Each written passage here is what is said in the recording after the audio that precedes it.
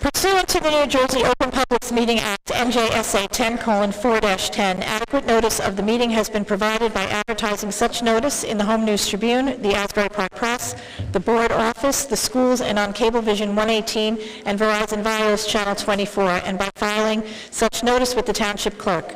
This meeting was scheduled for Thursday, May 2nd. The Board will meet to officially act upon the adoption of the 2019-2020 school year budget. Mr. Mara.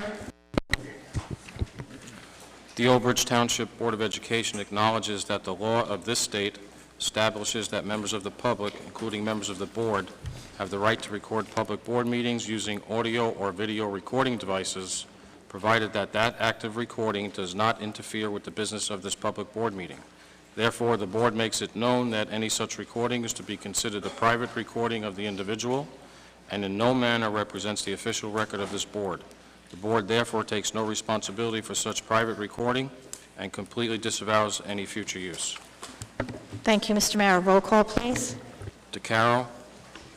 Here. DePrima. Here. Dunn. Here. Ellis Foster. Here. Lent. Present. Reed. Here. Singh. Silikowski. Here. Callie. Present. Quorum exists. You saw it? Please rise for the Pledge of Allegiance. Is it okay?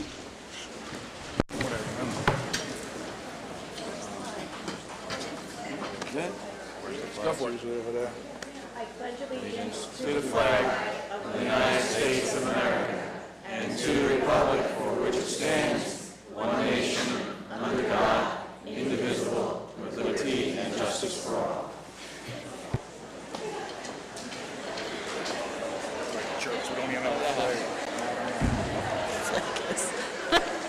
That was, where'd it go?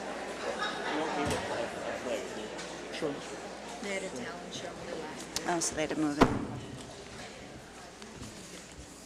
Okay, we're going to get started with the presentation of the 2019-2020 school year budget. It's just going to take us a couple minutes because so that you in the audience can see, the board members have to go down and sit down there.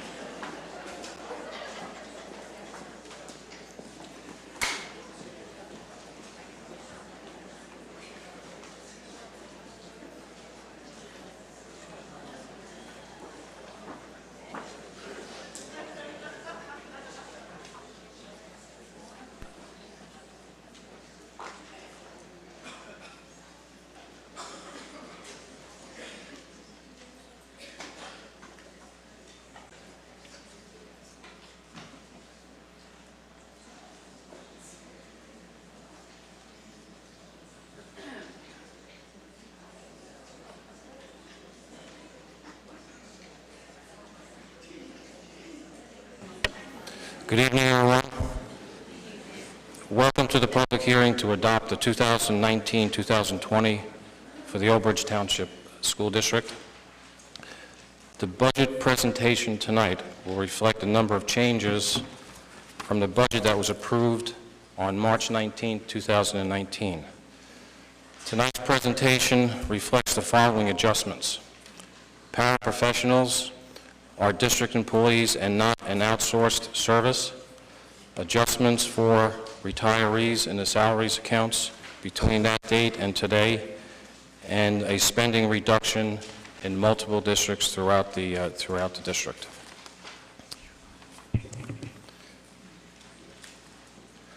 The outline for tonight's meeting is as follows.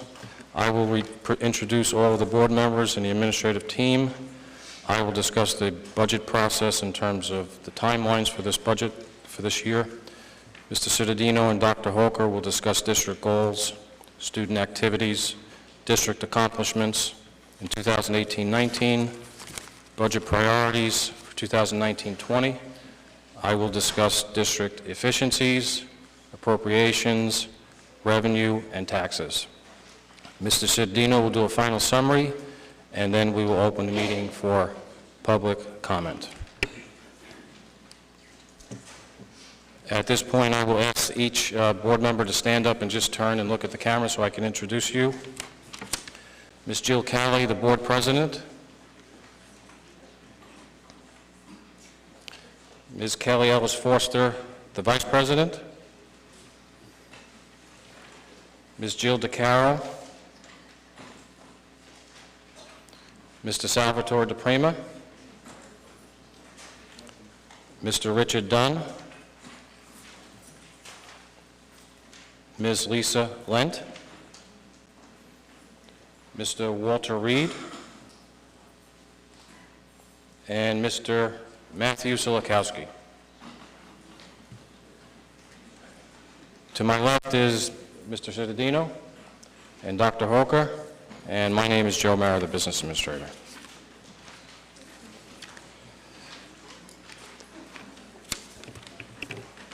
The first item that we'll discuss are the timelines associated with this budget. And it's been really a lengthy process, which started in July of 2018. In the middle of July 2018, we were notified by the state that our state aid for 2018 would be reduced as a result of S2 legislation in 2018-2019, and over the next 5 years, there would be drastic cuts in our state aid amounting to, at that point, we thought $12 million, which we're now believed to be $15 million, and it may change as each year progresses. After we were notified by the state of the reduction, we had a public hearing at the end of July, and it was an open hearing where we had to make certain decisions on how to fund the $1 million reduction that was to take effect in the 2018-19 year, and a decision was made to fund that reduction this year out of district reserves, which will affect us next year. In August of 2018, the leadership of the district met, and they were advised of the pending financial crisis. In October, the official budget process started, and throughout the entire period from October through even up to last week, we built the payroll budget and modified it as we have changes that were to be affected in that budget. We also notified all administrators in the district that we were implementing a spending freeze. Policy was it had to be a need versus a want, and that is still in effect today and will continue for the rest of the year. In November, we developed all the other aspects of the budget: tuition, transportation, facilities, and benefit projections. In December, after the preliminary budget was put together with all the pieces in place, we had to come up with some plans to deal with the financial crisis and the reduction in aid and the projected additional costs. And we had 4 phases: A, B, C, and D. In January, we met with the county NJDOE office to discuss the budget situation, the financial crisis they put us in terms of our budget for the future, this year and for the future, without any results. And we also had a State of the District presentation in the cafeteria that was very well attended in January, where we laid out to the public in a very transparent way all the issues that are involved in the reduction and the reduction in state aid, and also in the projected increased costs in certain areas. We also met with the Cheesequake parents who are directly affected by this in January to advise them of the possible closing of that school and those students being assigned to other schools.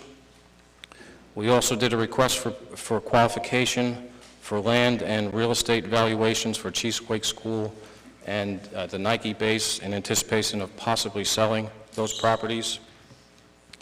We had a board meeting. At one of the board meetings, we had an executive session in January where we reviewed, again, the budget's status as a result of all the meetings that we've had with the the county, and we brought the board up to date as to what without any results from the county office to solve our problem.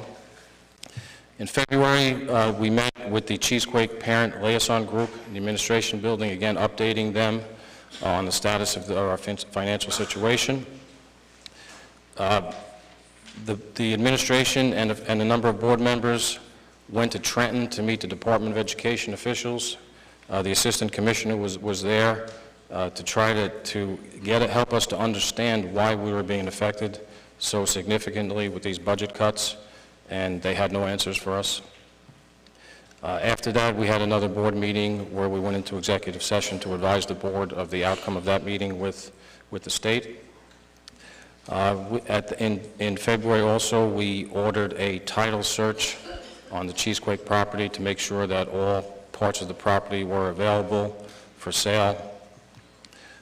In February also, we awarded a land and real estate valuation professional to actually do an evaluation of both properties. In March, we received a title search for the Cheesequake property, and the Cheesequake property basically is two pieces of property. One that was donated to the school district, I believe, in 1871. That's a very small piece, but another large piece was donated in the 1950s. As a result of that search, we needed to order a survey to determine where those property lines existed on the property. And we also set up a valuation proposal for the Nike base. Again, we met with the county superintendent regarding the budget crisis that the state have put us in without any results. In March, we received our state aid notice. Originally, when we started advising the public of the pending crisis, I estimated that the loss of revenue in 2019-20 would be $2.6 million. Turned out to be over $3 million. After the state aid notice was received, we had a finance committee meeting of the whole to try to come up with a plan to resolve this horrible situation. We also had another board meeting, executive session, where again we reviewed the status of the 1920 budget, to try to come up with some solutions that would be the least painful. And at the second meeting in March, we adopted the preliminary budget for advertising, which was to be submitted to the county for approval. That approval came in the month of April, and that's the budget that was approved for advertising. We also the administration and some board members met with Senator Sweeney, the President of the Senate in New Jersey State Assembly.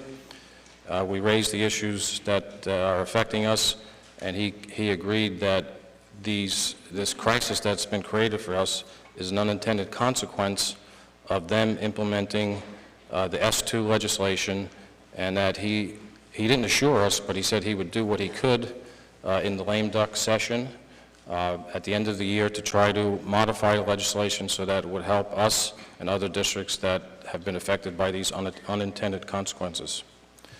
In addition, the administration and other board members participated in a public hearing at NJIT with state representatives, and again we made our case that the unintended consequences of these budget reductions will really harm our district. We were received very well, but again we have not received any accommodation or any resolution to these problems. In April, we had another Finance Committee of the whole meeting to decide to modify the budget to change the decision to outsource the paras and keep them in-house. And again, after both board meetings in April, in executive session, we discussed the budget and what the plan was to get to where we are today at the public hearing to approve the budget.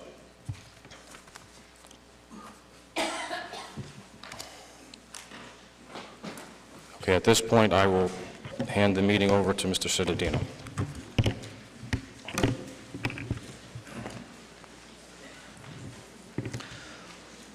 Our budget begins at the high school, where our educational piece ends here in Oak Ridge for our students before they go on to college and careers.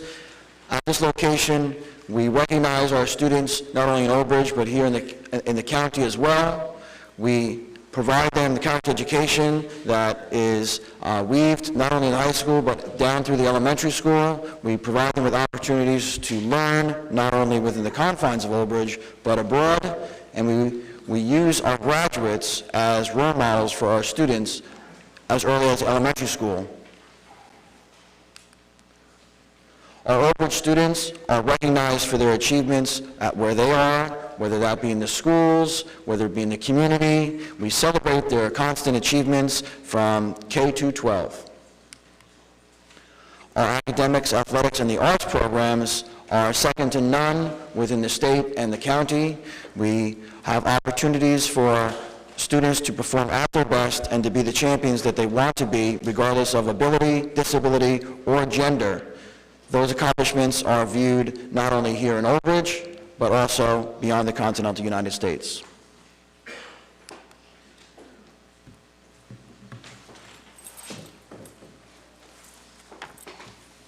Good evening.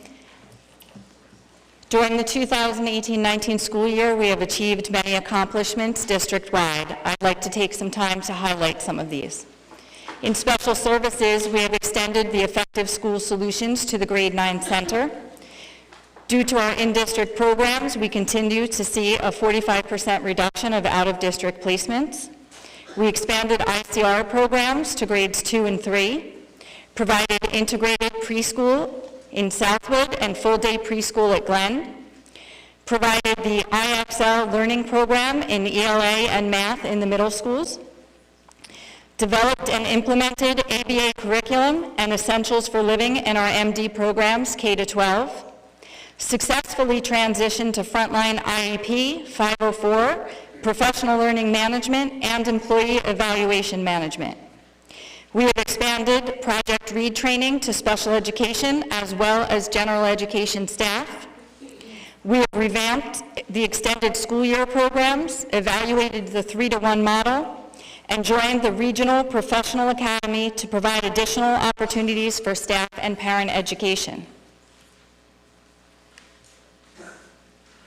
Our district schools have received national recognition for 11 promising practices. 3 elementary schools have been recertified as state schools of character. Memorial School was recognized as a future-ready New Jersey school. Online testing is fully supported, shortening our testing times. Microsoft Office 365 provides support for instruction and operations. Our district is home to a Microsoft Innovative Educator Fellow, only 1 of 5 in the U.S., and home to 4 Microsoft Innovative Educator Experts out of only 15 in the U.S. We have a partnership with Microsoft to provide professional development at no cost to the district. In athletics, Old Bridge High School girls soccer made it to the sectional state finals. Gymnastics took 2nd place at state sectionals, 5th at team states, and Mackenzie Aresta was state champ on the beam. Boys cross country are Red Division champs. Boys basketball, Red Division champs for the first time in school history. Girls swimming made the semifinals in states and took 3rd in the GMC tournament, first time for both. And I believe girls lacrosse were last night state, Red Division? Red Division. Congratulations to them. Our ESL Immigrant Forum and After-School Enrichment Program resulted in improvement in academic areas. We had students study abroad in Germany, France, Italy, and China. World Language Honor Societies at the middle school for French, German, Italian, and Spanish. We were awarded the Confucius Scholarship for the 7th year. Old Bridge High School students selected to participate in a summer China travel program. Chinese students pass college-level exams. And World Language Peer Program allows high school students to work collaboratively with kindergarten and first graders on world language skills. The Old Bridge High School Marching Knights perform at the World War II commemoration at Pearl Harbor. They were awarded Best Ensemble and First Place New Jersey State Champs. Old Bridge High School Indoor Percussion won second place Silver World Championship. Elementary Percussion Ensemble, 5th grade, performed the drumline battle in Indianapolis. Middle and high school students received first and second seat at Regions and All-State competition. And this year, during Band Orchestra Day, we will provide in-district clinics for novice musicians provided by our Old Bridge High School students.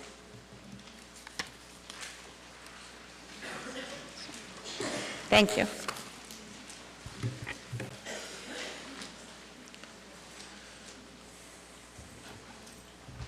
Some of the unwavering priorities we have as a school district, no matter the financial situation, is to provide our children with a safe educational environment. That is our top priority. Maintain successful programs while still dealing with the fiscal realities. Continue to pursue legislative changes to correct the unintended fiscal consequences directed at our district. Continue to expand and offer clinical and therapeutic support for our most at-risk students, and meet the educational, social, emotional, and physical needs of every student we educate.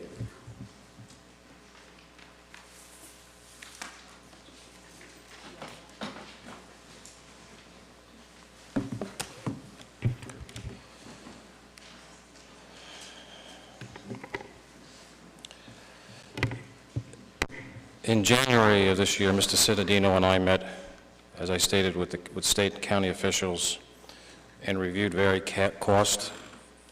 cost and ratio calculations relating to our district. A sample of what was presented at that meeting, and in terms of our district and in comparison to other districts, statewide and regionally, our district's budgeted cost per student is less than the statewide average and in comparison to other similarly sized districts. Our administrative cost per pupil is less than the statewide average and in comparison to other similarly sized districts. Our support cost per student is less than the statewide average and in comparison to other similarly sized districts, and the ratio of faculty to administrative personnel is 5.2 administrators below other similarly sized districts. The source of these statistics are in the Taxpayer's Guide to Education on our NJDOE website, and many more statistics about our school and other schools are there for your review. As a district, and in comparison to other districts of our size, we are doing very well in terms of efficiency, but apparently it doesn't matter to the state.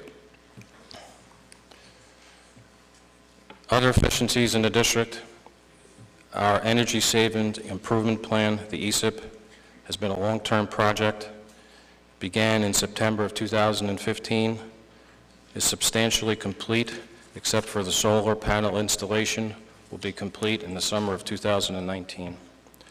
Some examples of the energy efficiencies are LED lighting fixtures are installed in every building in our district. Boiler and control systems are installed that are the latest technology. The entire project will be budget neutral, and the financing will be paid for from energy cost savings, rebates, and operational savings generated by the upgrades. We utilize a method of budgeting called zero-based budgeting for most appropriations, specifically payroll, benefits, commercial insurance, workers' comp insurance, just to mention a few. The district has a number of shared services agreements with other governmental agencies. With these agreements, our district shares in the expertise developed by these other entities without having to develop each operation or function from scratch. Some examples of the shared services agreements with Old Bridge Township are as follows: security services, fuel purchases, bus transportation, before and after care services, sports facilities, and this is just to mention a few. The district also belongs to numerous cooperative purchasing groups statewide. A cooperative purchasing group consists of a large number of entities that have similar needs in terms of what they purchase. One member acts as the lead agency, goes out to bid on behalf of all members, and the members receive the benefit of the pricing from the bid proposals awarded. Our food service continues to be profitable, and with the new agreement that we have with Sodexo, the guaranteed profitability went from $48,000 to $100,000. While transporting 10,000 students to and from school daily, we have an excellent efficiency standard as determined by the state.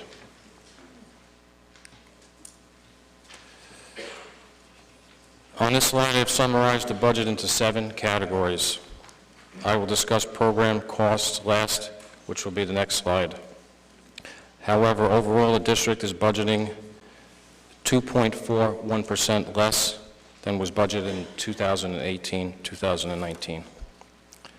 The employee benefits line, which is approximately 22% of the budget, contains costs for health insurance, prescription insurance, dental and vision insurance, workers' comp insurance, pension costs, payroll taxes, and other employee benefits. The projected increase is 1.39%. This increase is principally due to the estimated cost increases in premiums for medical, workers' comp, and pension contribution, less the reduction in staff as the result of state aid reductions and increased costs. The maintenance and operation line, which is approximately 11% of the budget, contains costs for required maintenance, snow removal, custodial services, security, and energy costs. The transportation line, which is about 6% of the budget, contains costs for salaries to operate a fleet of approximately 50 buses, contracted service, or outside vendors that provide daily busing for our students. And again, we transfer 10,000 students daily to and from school, fuel costs, maintenance, and administration of the entire transportation operation. The administrative cost line, which is approximately 6% of the budget, contains the cost of the staffing of the main office of all schools, that is, school principals and their secretaries, the superintendent's office, the business office, and district-wide technology. The tuition cost line, which is about 2.6% of the budget, contains costs for tuition of out-of-district private placements and for tuition for students that attend vocational school. The capital outlay line, which is only 0.4% of the budget, contains costs for facilities upgrades. Program costs. This slide provides an analysis of all the programmatic costs and district-wide support services in the district, which represents about 52% of district costs, or $77.9 million. Where there are decreases, it is directly linked to the reduction in state aid, retirement breakage savings, and reduced spending. Each line, with few exceptions, contains costs for salaries and supplies, and I will identify any exceptions. Regular programs. These are all costs for regular education programs for kindergarten through grade 12. Special ed programs. Currently in the district, special ed programs are as follows. We have a learning and/or language disabilities program. We have a behavioral disabilities program. We have a multiple disabilities program. We have a resource room program. We have an autism program. We have a preschool disabled program that's a half day, and we have a preschool disabled program that's a full day. We also have a basic skills or academic support program. We have a bilingual program also. We have the co-curricular program, and that contains the stipends for coaches, stipends for clubs, and any supplies and equipment that are needed for athletics. The alternative education programs are course recovery programs for students who need additional assistance. The next group of district-wide support costs are attendance. This contains the cost for attendance staff members and their secretarial staff. The health line is the cost associated with our nurses, all their supplies, and the services that they provide to all students. The related or speech program are for speech teachers and the professional services that they need, plus their supplies. The extraordinary services programs, those are the professional services required by students with individual educational programs. The guidance line is all the guidance counselors, their secretarial staff, and whatever professional services they need. The child study team consists of learning consultants, social workers, psychologists, and secretaries. The development of the IEPs are within this group, and it also includes the professional services. The improvement of instruction line, the educational supervisors and their secretaries are included in this line.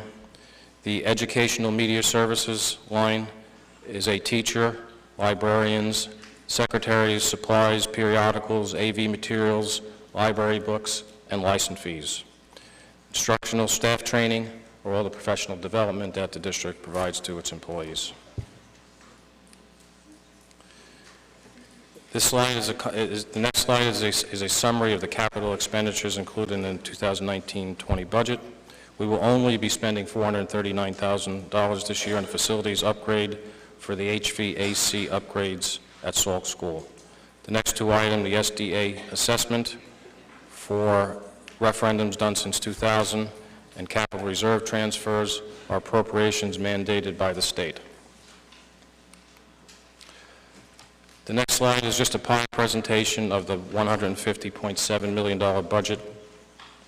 You can now see where the bulk of appropriations are from this pie chart. Programmatic costs are 52%, employee benefits 22%, maintenance 11%, and this represents 85% of district operations.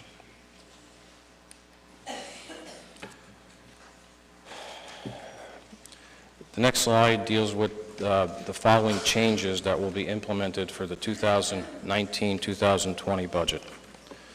The budget funds 11 elementary schools instead of 12. The budget reflects a reduction of 85 positions approximately, including 2 central administrators, 1 building level administrator, 27 noon hour supervisors, 10 secretaries, 10 paraprofessionals, coaching positions, and certified staff. The budget contains a reduction of positions from 12 to 10 months, from 12 months to 10 months in secretarial and supervisory areas. The budget no longer supports late transportation runs at the high school and middle school, except for the 4 p.m. run 2 days a week for academic programs in the middle schools. The budget limits Spanish as a world language in the middle schools.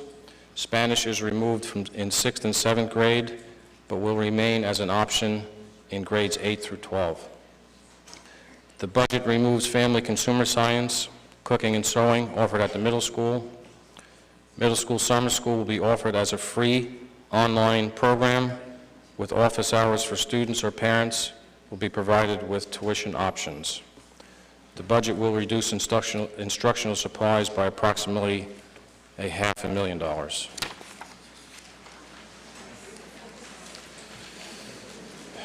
Unusual revenue items. State aid reduction, $3,017,874.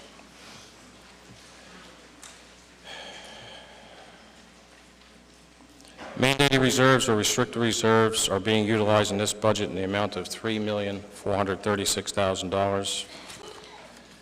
These mandated reserves are a result of prior year unbudgeted revenue received or unspent appropriations that exceeded the allowable 2% reserves of the district's annual expenditures. And we will be using $425,000 to cover the cost of the HVAC project in Salk. Banked cap. Bank cap is a state calculation indicating how much a district may go over the 2% tax levy cap to fund the operating budget. We have no bank cap. Bank cap in the amount of $1,467,000 expired at the end of 2018-19, 13 days prior to the notification of the reduction in 2018-2019 state aid. That is one of the items that we discussed with Senator Sweeney to possibly have that reopened because it expires after 3 years. The district occasionally has available to it to go above, which enables us to go above the 2% cap, automatic cap adjustments. We have none available this year, but over the last 5 years we have been able to use them at least 3 times.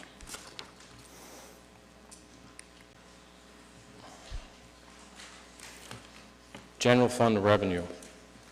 When a district budget fund balance line, when a district approves its budget, the budget is a tool to manage the district finances, and it contains numerous estimates in terms of revenue and expenditures. To the extent that the revenues received exceed the revenues budgeted, that excess revenue goes into fund balance, this particular line. To the extent that those actual expenses are less than expenses appropriated, that underspent appropriation also goes into fund balance. The district may only maintain 2% of the previous year's expenditures in the unrestricted fund balance. Anything over that amount has to be transferred by board resolution in June of each year to capital reserve, maintenance reserve, or emergency reserve, or it has to be returned to the taxpayer in the form of taxpayer relief. That's what you see up there. These are excess funds from a prior year that are being used as a revenue item in the 1920 budget. The reserve withdrawal line represents withdrawals from the restricted reserve accounts to fund this year's projects, and the only project that we're doing is the HVA system at Salk School, and those funds will come from capital reserve.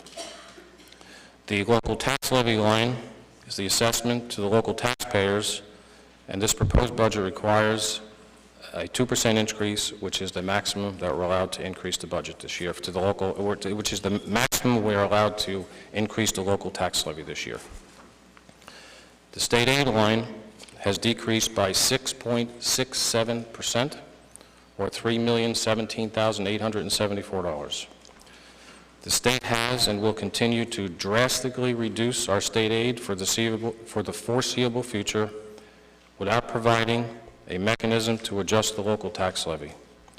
We are actively pursuing a resolution with legislatures and the Department of Education to allow, with BOE approval, a mechanism to adjust the local tax levy to increase it to amount equal to whatever the state aid reduction is.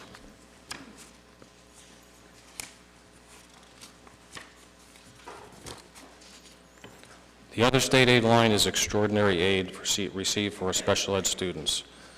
This number is not guaranteed, and it's there every year. We budget basically the same amount each year.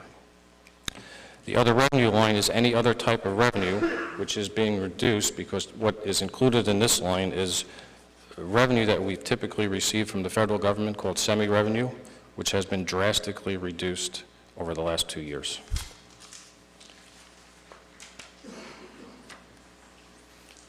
The tax implication for the local taxpayer, without getting too detailed on this, with the 2% local tax levy increase, the average homeowner will see, the average homeowner with the assessed value of $152,500 will see a $126.33 per year increase in their real estate taxes, or $10.52 per month.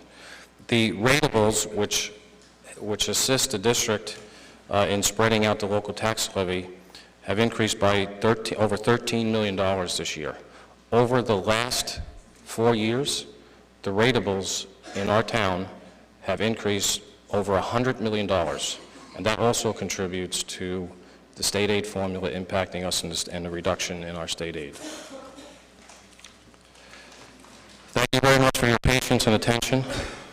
Once approved and modifications to the budget are submitted to the county, a user-friendly budget will be posted on the district website shortly thereafter.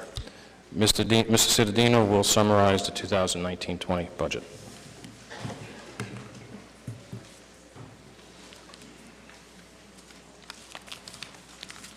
Thank you once again.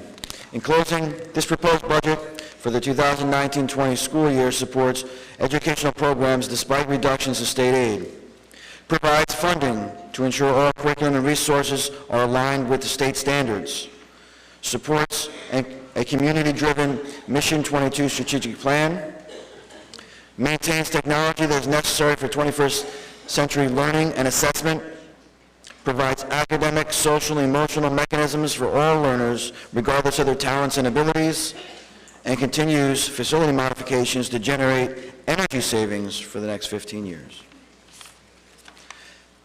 Thank you once again. At this time, we'll take a short break as the board members make their way back to the dais.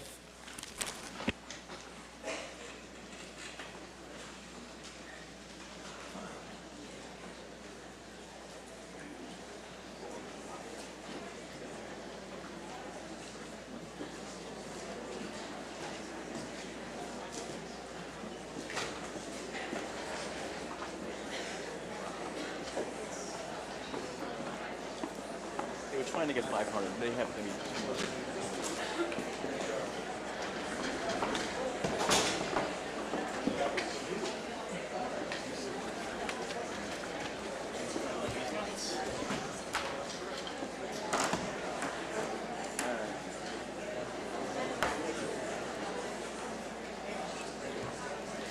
Sal's asking a question.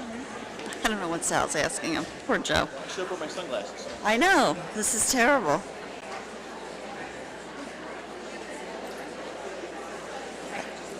I was just going to say, it's going to be me this year.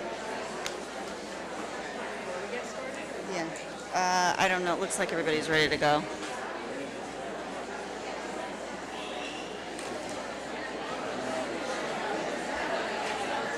What's the over and under? Who votes no on the budget?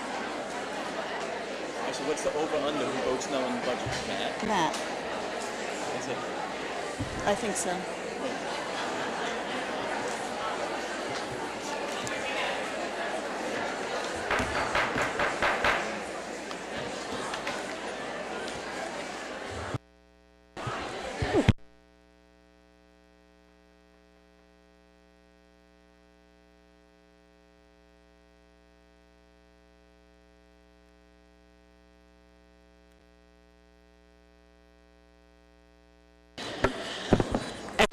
At this time, we are going to open up the floor to the hearing of the residents, but first I'm going to ask Mr. Parton to please clarify how this portion will be run.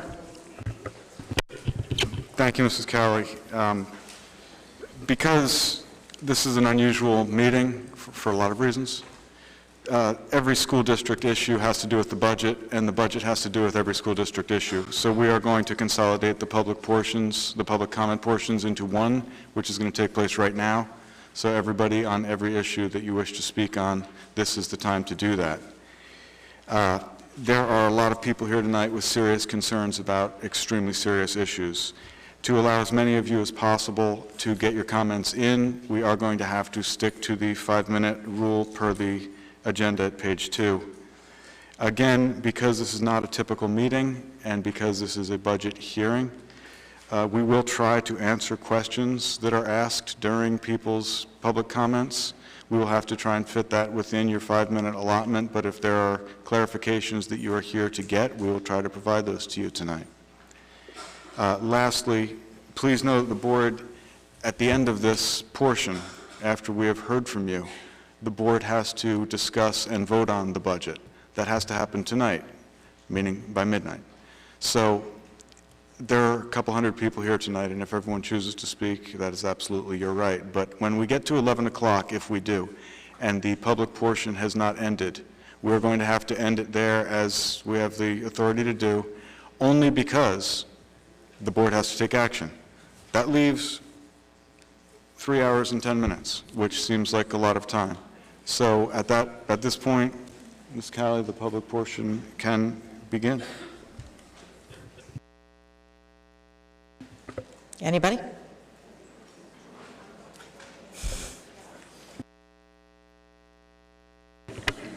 Good evening. Just for some clarification, so a lot of numbers, a few questions. Why is there $3.6 million being cut from program costs when the district is claiming $3 million in state aid cuts, but there's a $2 million increase in the tax levy? Just for clarification. Chris, can you repeat that? He couldn't. Sure. There's a $3.6 million is being cut from program costs, but the district says there's $3 million in state aid cuts, but there's a $2 million increase in the tax levy, which you said was based on the $100 million more in tax rateables.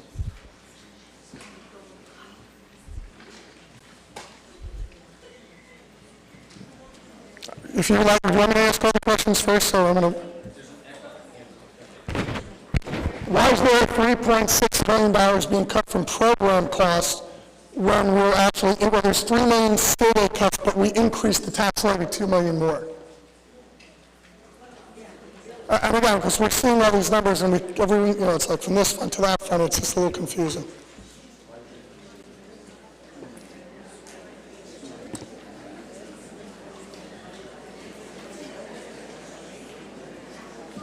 Is it clear when I'm down here?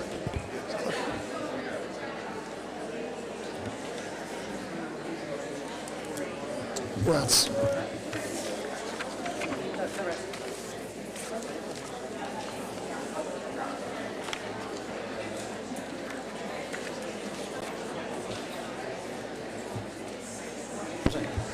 So if your question is, so there are, the problem that we're having this year is not that we're only losing state aid revenue.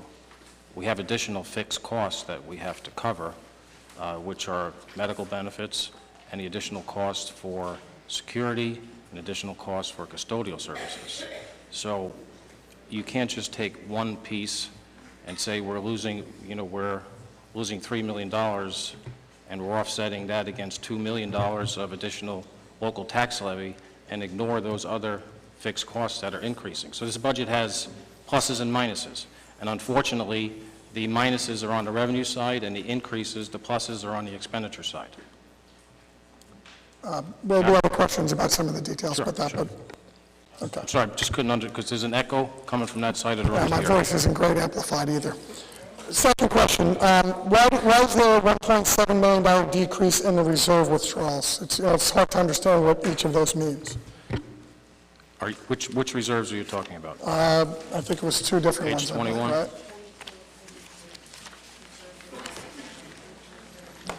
I saw it easier up there than I could on here, so. Page 22. Yes. So reserve withdrawals do not affect the budget. The reserves are for capital reserve, which are facilities projects, and maintenance reserve for required maintenance projects, not just general maintenance, but required maintenance projects. So we've based it, and there is no reserve for educational programs. That would solve our problem if we had that. So it doesn't really affect, we can't use reserves to cover anything other than capital or maintenance projects. So the answer is we're not doing, because of the ESIP program, the only project that we're doing this year is the HVA system in Sauk School. So all that money that is in reserve is still there? No, it's not that there's money that's there. It's that money there's money that's in the reserve for future projects, but it's not usable for anything else other than capital projects or required maintenance projects. So I can't take $500,000 out of capital reserve and use it to fund salaries. And that's a state thing, and even under these strict conditions. These are everything that we do. So just for example, this budget is subject to 347 pages of state regulations.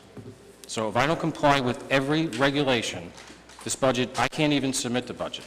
So, and the regulations, not only do we need to know what the regulations are when we go into the budget process, when I try to submit this budget to the county, if I've made a mistake or if we made a mistake in anything that we wanted to do, the budget won't be submittable.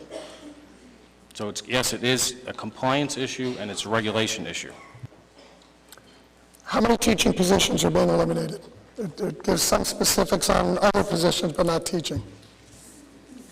I think you gave a number of 85 plus total. How many teaching, and if you could break that down, do we have any idea yet? Again, I'll have Dr. Hoker to address it.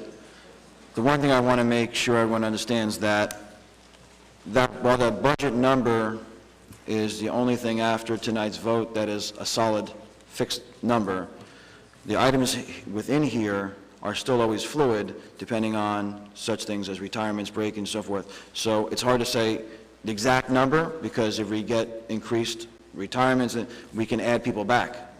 Is that the intention? That's the intention, yes. So that's, while that number of around about 150 million is the fixed number budget. Things in it are always still fluid, even as we go up until September 1st, as long as we have, the monies to do it, and we don't go beyond that $150 million. Do we have a study that tells right now, based on the numbers that you have with the elimination of positions, what that's going to do to the class sizes? And Dr. Ho can chime in anywhere she wants to, but from the class sizes that we've looked at, based upon the reduction in enrollment, the changes to class sizes are minimal.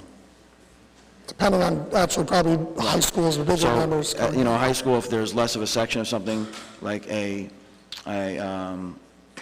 language or so forth, it might be increasing there, but the elementary school numbers are minimal. So we're thinking there's not going to be, even with 85, well, they're not all teaching positions, but we're saying we're, Right. okay, I hope. Last question. The middle school, this is personal, I've spoken to you at a couple different meetings now, I feel like the middle school's getting gutted. Proposed situation for late buses, I mean, even only 2 days for academics at middle school, I mean, I'm not sure if you're looking at what's going on between the foreign languages, the related arts, the transportation, middle school, the summer school, it's, wow. I think that's, if you look at this whole thing, that's the biggest effect. So if you could, how's that supposed to work with no transportation? I mean, you have so many programs that most of us teachers do without pay, by the way, too. And we're there working with them, and now those kids can't even get taken care of. Spoke at the last meeting, I said our most at-risk students are most going to be affected by this here. So if you could just elaborate on how that might work, and I'm sorry I went over, but thank you. So when we look at that item, and that's something that if we had enough breakage and movement, we would like to address prior to September, but right now we don't have it, so it's there. After doing a poll of the county, we are one of maybe a handful of districts throughout the county that still offer that type of service for an after-school transportation. In most townships throughout the county of our size and smaller or larger, parents arrange for pickup from football practice, clubs and activities, and work through a carpool system, whatever it takes. Pay for play? Why is that still not big for both middle school, summer school? It should be free. And that's not being mean, but it's, like I also said that we should open it up for out-of-district, like shared services, to actually make money. And also, rather than a lot of these students, if you can pay for it, you got it, pay for play with the something right to consider. Right. There was obviously that's something we've looked at, not just in this fiscal concern, but each year when we put a budget together, we look at that.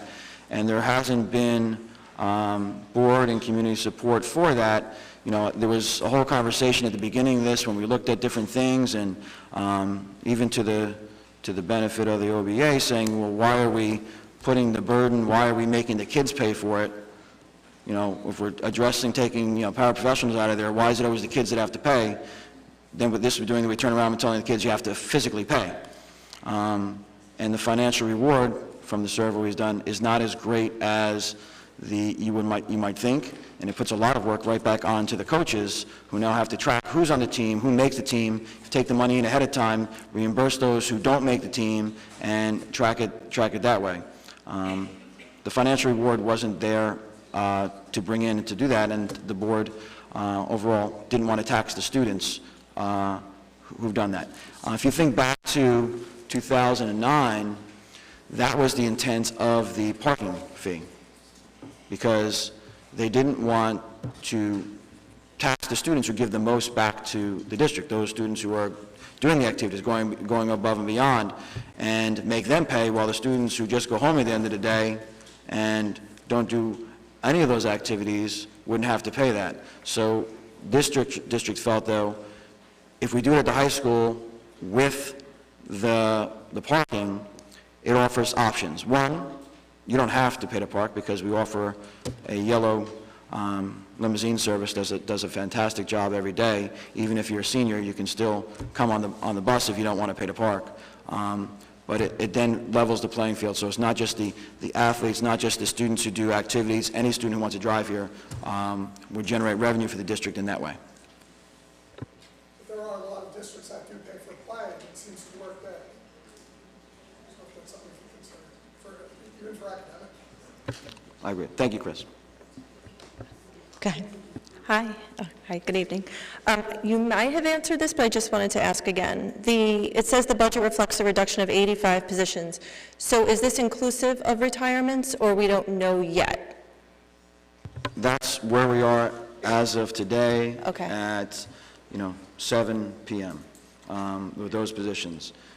We're not hardline to say we want 85 and we're not going to bring any back. The more breakage we get, we add positions back. Wherever we can, the board has given us a directive as to what directions they want us to see, bringing positions back based upon our priorities, and that's where we bring them back. And they're usually the ones that directly deal with the student services first. And because it says 10 plus paraprofessionals, so that's why I was just wondering. So again, that could fluctuate up or down? Well, just like I know that Not up. paraprofessionals are part of the IEP process. If a student needs a paraprofessional, regardless of our numbers that are there, they're going to have a paraprofessional. Okay.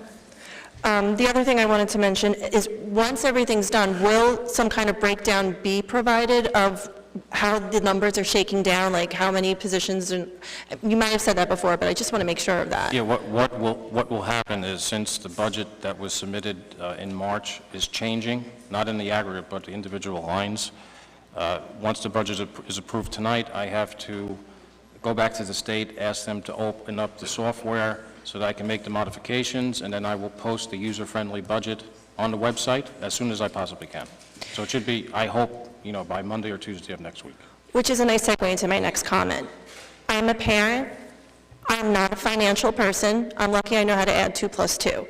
There's a lot of things on here that just go over my head, and I'm sure it goes over a lot of parents' heads when we read this stuff. I'm just asking going forward if there's a way to make some of these things more parent-friendly to read. Like, I don't know what an SDA grant assessment is. Like, I don't know what that is. But just breaking it down to much simpler terms for parents to understand so that we can provide feedback and input if that's what you're looking for. If you're interested in parent input, put it in more parent-friendly terms so we can understand. What I try to do each year at the budget presentation is be as specific as I can. The SDA assessment, if you've been to any budget hearings before, what it is we did a referendum here 10 or 12 years ago where the state supplied money to the district, and as a result of that referendum, they send us a bill every year for $159,000. And we have they just deducted from our state aid, so it's beyond our control. So there are a number of things that are in the budget that we have no control of, and I try to explain it at the budget hearing each year. It's been on the budget, it's been there every year, so, if you have a question about anything in the user-friendly budget, call me in my office, send me an email, and I'll try to clarify. I'll have to translate and then give it to the parents in very simple terms. And then the last thing I wanted to mention was, I noticed you said something about Cheesequake, that there was a parent liaison group meeting. Was there anything like that outside of Cheesequake for the rest of the parents, for anything that was going on in anticipation of some of the budget cuts or anything like that? I obviously would want to be involved as a parent, but if any other way to get parent input, it's very important for me. We had the January meeting in the cafeteria. There were hundreds and hundreds of people there where we laid out the fiscal crisis specifically. Right. And I was there, yeah. One thing that I have done with not only met with the liaison in my office and in my conference room on a separate day, but I also have a point person that I have conversations with, sometimes twice a week, sometimes in the earlier part of it, maybe 3 times a week.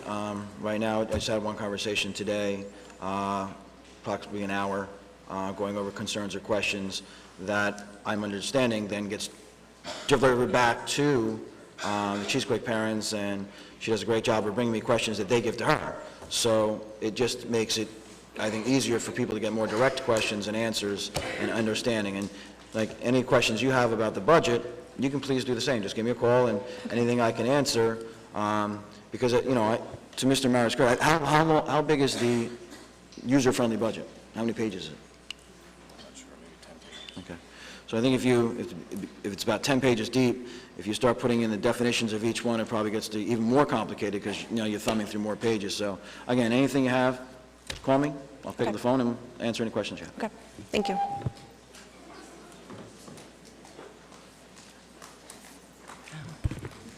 Good evening. My name is Jill Mills, and I'm the president-elect of the New Jersey Association of School Librarians. And I'm here tonight in support of your school library media specialists and your library media programs. It's been brought to the attention of our organization that due to budget constraints, you intend to eliminate all but one of your school librarians, leaving a ratio of one librarian to over 9,000 students. I believe that's correct. While NJSL as an organization understands the challenges that come with budget cuts, we disagree with the removal of these positions, dismantling your library programs. Your district mission is to empower each student to learn, achieve success, and to become a confident, productive member of a pluralistic global society prepared to face the challenges of the 21st century. And I assert that school library media specialists and strong library media programs provide all of the tools needed to reach these goals. School library media specialists are instructional partners to students and staff, and school librarians select materials for library collections, curating resources that not only support formal instruction, but independent discovery, encouraging a lifelong interest in learning. In addition, the global perspective that librarians bring to students through diversity in literature and vetted research resources is perfectly aligned to the new SEL initiative. While I will not take the time tonight to cite studies that demonstrate the loss of critical thinking skills that accompany the loss of school library programs, I encourage you to seek those out. We do have them on our advocacy site of our website. I will say that the foundation that certified library media specialists give their students is one that they will build upon for the rest of their lives. Thank you for your time, and all the best to you in your decisions.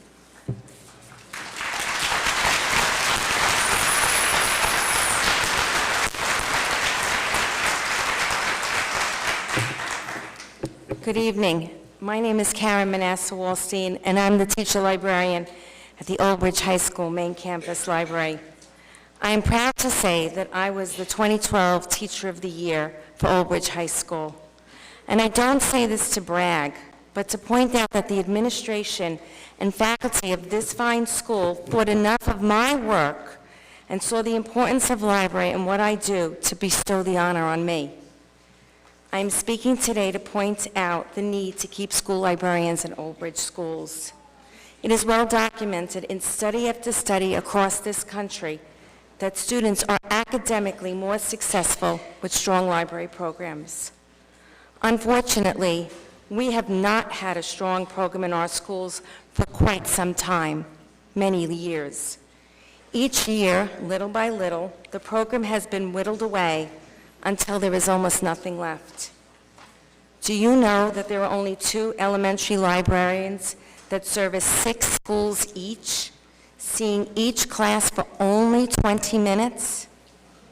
Do you know that our 2 middle schools did not have a library for many years until finally 1 librarian was placed to cover both schools, and then in the 2018-2019 school year, a full-time librarian was placed in each building.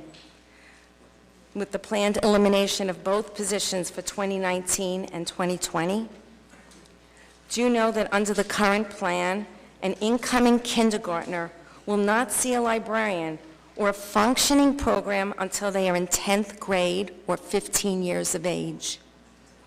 What does that say about our district views on libraries, literature, information literacy, ethical use of information, and other countless skills that librarians are uniquely trained to teach? I can read you statistics regarding the consistently proving correlations between high-quality library programs and student achievement. I know you can easily find that information for yourselves. Perhaps a librarian taught you how to find that information.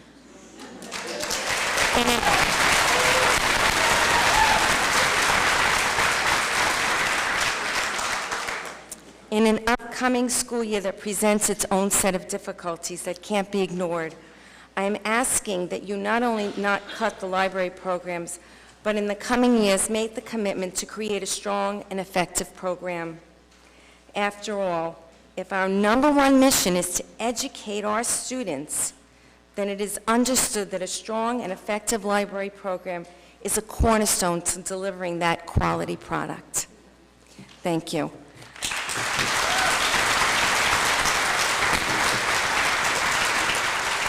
I just have one question. On the program costs, where it says in educational media services, and the 2019-2020 budget number is $543,000. I'd like to know, I heard librarian salary and I heard supplies, but I wasn't sure if there was anything else in that number besides my salary and the supplies that will be going to Old Bridge High School. Aren't your the license fees, don't you have a few license fees that are charged? I'm sorry? Don't you have a few license fees that you use for, like, online products? My databases are paid out of my budget, which was approximately, it was under $20,000 last year, and the Opals, which is the library management program, is only about $600 a year. So I still don't, if you'd like to give me $543,000, I'd love to have it. No, but it's not, But I just didn't, I didn't know if there was other things in those in that number besides, it's the libraries for all, it's for the entire district. but we're only going to have one, so where is that number coming from? Our goal is not to rip them apart. They'll still be available for teachers, reading specialists to come in, bring and provide. But most of the elementary libraries only got $1,000 if they were lucky a year. I think it was actually a few $100s each year. 12 elementary schools, even at $1,000, is only $12,000 in library supplies. The middle school libraries did not get any money this year, as I believe. I know the books were not replaced at SAUC. So I'm still not sure where the $543,000 is coming from. Mr. Mayor, we'll get back to you. I'll get back to you. Okay, thank you, I appreciate it. And One of the things that you did bring up that I want to address is that, we do have a fantastic state-of-the-art library here in the community. It's probably one of the top 3 in the entire county, and we intend to increase the students' availability to use that as well as part of the process. Wait, I'm sorry, you said you tend to increase, Their availability to use the township library. okay, And unfortunately, one parent said to me that, well, we do have a fabulous public library. You're right, one of the best. Unfortunately, children that have parents that will take them to the library are very, very lucky. We have children from many different socioeconomic groups in our town, and many children never get to see that library. So I look forward to seeing what is around the corner for us. Thank you.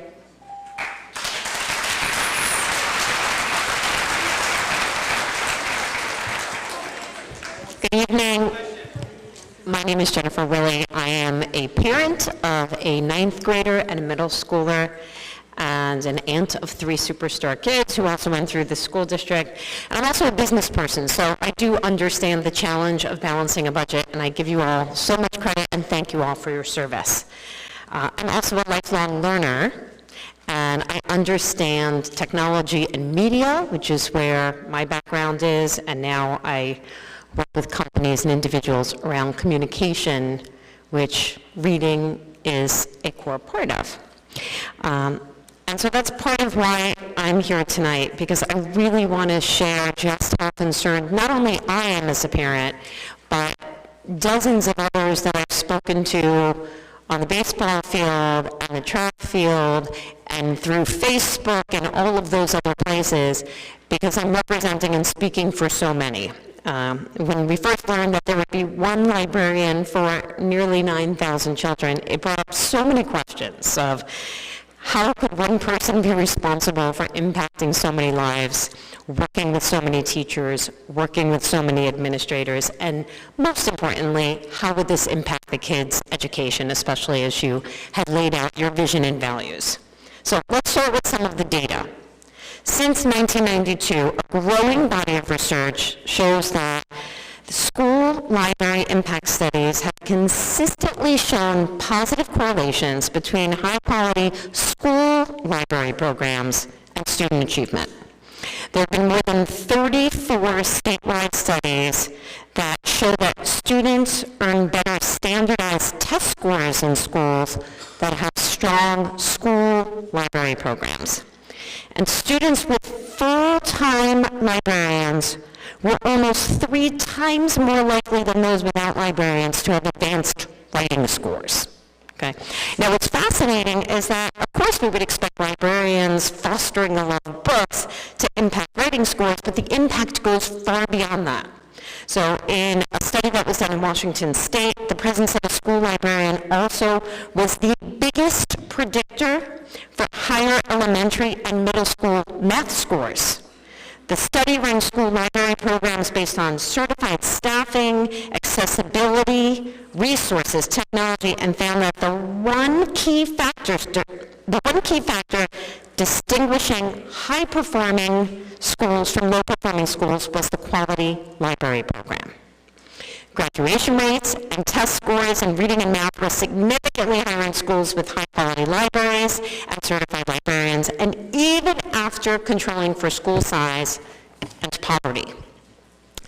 The benefits go on and on and on. I have a lot of research that I'd be happy to share with you, but an important thing to know based on the fact that this school district is so amazing for children with disabilities is that it also makes the biggest impact on children with disabilities not reading below the reading level. So the exact number is that 2% fewer students tested at the below basic level when they had full-time librarians. That number drops down to 5% fewer of disabled students. So I know how important that is in the school district and to all of you. So what are forward-thinking schools doing?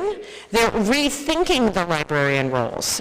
So they're creating new positions to support and coach classroom teachers in using digital resources, emerging technologies, and other newly adopted programs.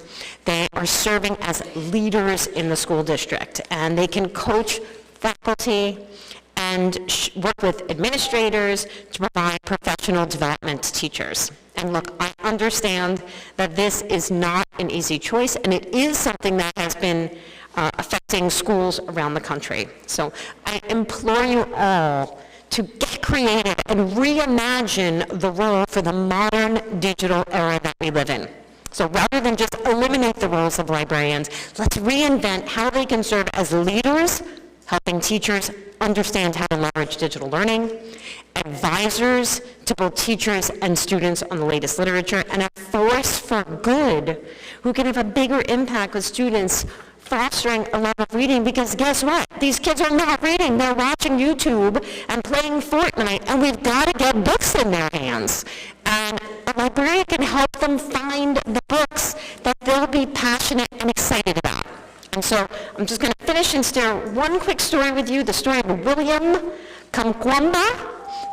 This 14-year-old, his village in Malawi was hit by a drought. The crops failed. He didn't have enough money for food. He couldn't go to school anymore. But what he did was he went back to the school and he got help from the school librarian to get a book about how to build a windmill system. He brought electricity to his home. He brought irrigation and electricity to the village. He persevered against the odds. He went on to do a TED Talk. He started a nonprofit. They've now built solar paneling for their schools. Their schools now have laptops for every child and electricity that allows these kids to study into the night. Who is the William of Old Bridge that will be stifled and not help us transform if there is no one helping these children discover their love of learning and make a difference? Thank you so much for your time and your hard work.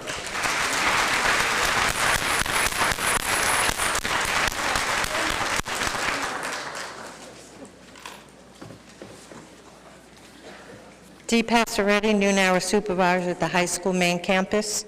I have a question. Mr. Mara, could you tell me if our union representatives were notified of these cuts affecting the noon hour supervisors? Yes. Yes.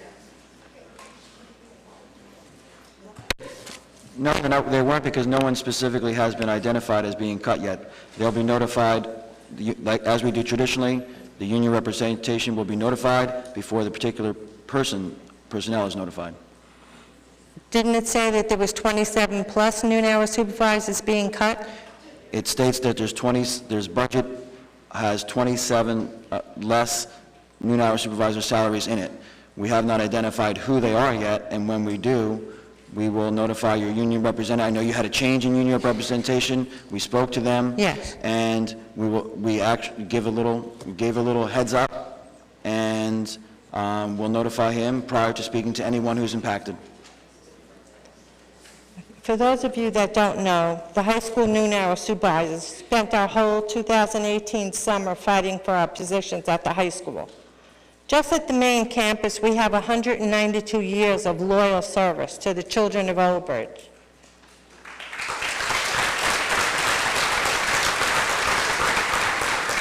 A lot of these kids don't even have mothers, so they look at us not as noon hour supervisors, but as mothers. The teachers can't tell you what kids ate lunch, what kid is sleeping during their whole lunch hour, what kid is eating alone. That's what we're there for. We're there for the safety of the children. And I don't know how you can replace that. But I just feel that we should have been given a common courtesy that if our jobs are on the line again, so that we could have had union representation here tonight. Thank you.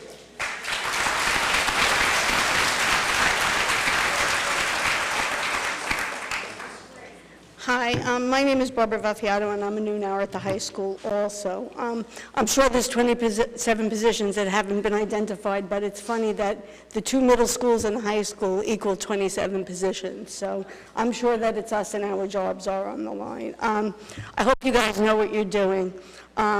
There are many, I listen to everybody say all the great things that go on in our district. I heard Dr. Hoker, and I see on Facebook that everybody goes to all these great things and posts, you know, all the good stuff that goes on. But you know what? There's stuff in that high school that nobody has any idea that goes on, and nobody's ever there. I mean, I know you guys have full-time jobs.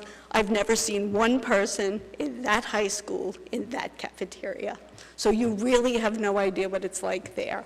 There's many, many, many good kids, but there's a lot of stuff that goes on there. There's fighting, there's disrespect, there's vaping, and these are all the things that we now have to monitor. There's a million things on our job description that isn't on our job description that we do. We now have to sit outside the bathrooms with computers to prevent fighting in the bathroom. I was actually in the restroom one day, and the girls started fighting. I prevented a fight, and that's why we now sit outside of the bathroom. So yes, there's a lot of good, but there's other stuff, and this is not disrespectful to the teachers. The teachers cannot be in that cafeteria. The bell rings, the teachers are in their classrooms where they should be. They absolutely should be there. But guess what? We're there. The most fighting, the most things that go wrong are the first 5 minutes in that cafeteria. Now the bell rings and the teachers have to leave. Well, guess what? There are still students in there. And now there are computers that people just leave, get up, go away. Who do you think does all that? We do all that. And that's not on our job description. So the teachers can't be in there, and guess what? Neither can the guards. The guards aren't in there. They come after the bell and after the students are all in there. So who do you think are watching your kids? So we might only be lunch mothers, but guess what? We're not only lunch mothers. We do a lot. We do all that. We prevent the fighting. We clean up. Who monitors the hallways during testing now? Not the teachers. We do that. We do all of that. And that's all not in our job description. And she's right, we have 192 years of combined experience in that high school, and as usual, we didn't even get the common courtesy to be let know that maybe our jobs would be on the line. The paras got a warning, the teachers got a warning, but us, no. It's very disrespectful. And you know what, maybe you should take into consideration or come to that cafeteria one day and then let us know that you don't really need us.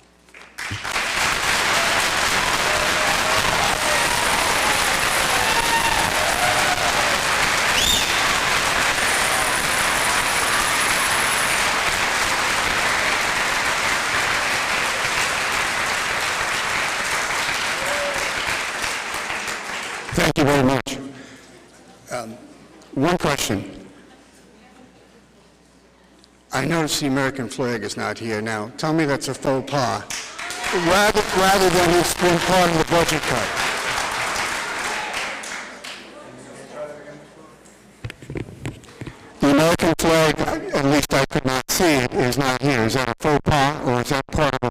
cut.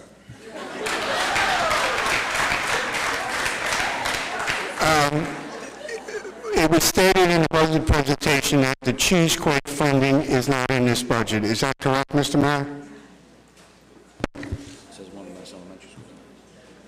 What we've indicated is that there's one less elementary school in the budget. All right, now, Donald, let me ask my question this way. Is the funding for next year for Cheesequake School, since we don't have a decision from the state yet, in this budget or is it not in this budget? I think Mr. Weber, the answer is very clear. The board cannot put Cheesequake's not funded in there because it has not received approval from the state to close it. So it is budgeted for one less elementary school. If the state returns that you cannot close the school, then the funding would have to go back to 12, and we'd have to move money from other line items to fund that school. But we can't put in there that it's not funding that school because the state hasn't approved it. I think this is a matter of semantics. If you're going to tell me it's funded before it gets closed, and then if it does get closed, you're going to find the money out of the existing budget. So it can't be in two places at once. But also, if I said to you that Cheesequake's being not funded, and some people would say, well, how can you say you're not funding it? You haven't approval from the state not to fund it. So if the school is not funded tomorrow, you have to find $750,000 approximately to fund it. Is that correct? That is correct. Thank you. The other question is, the librarians made a very strong presentation for maintaining their use. We have 12 elementary school guidance counselors. If 2 of those were reduced, we could still provide a higher level of service in any district in the county. Something to consider.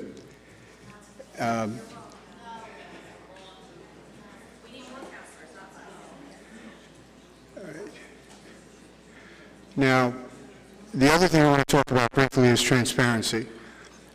The budget numbers were known to administration and released to the district and all districts in the state on July 13th. The first documented discussion that's in the public record indicates there was no conversation taking place until the agenda meeting of September 13th. Subsequently, on the regular meeting of September 20th in another closed session, and on October 9th in the third and last closed session, those things were identified with a tag that said property. The only property assumption I can make, it involved Cheesequake School and or either and Jake Brown. Nothing else was said then. At the meeting at Cheesequake School, after the January 24th announcement, 3 board members said that they did not know anything specifically about the closing of Cheesequake School until 2 weeks prior. So there's no record of any long-range planning committee or any regular board meeting indicating that there was any conversation about Cheesequake School. So when was that decision ultimately made, and when was the board made aware of it?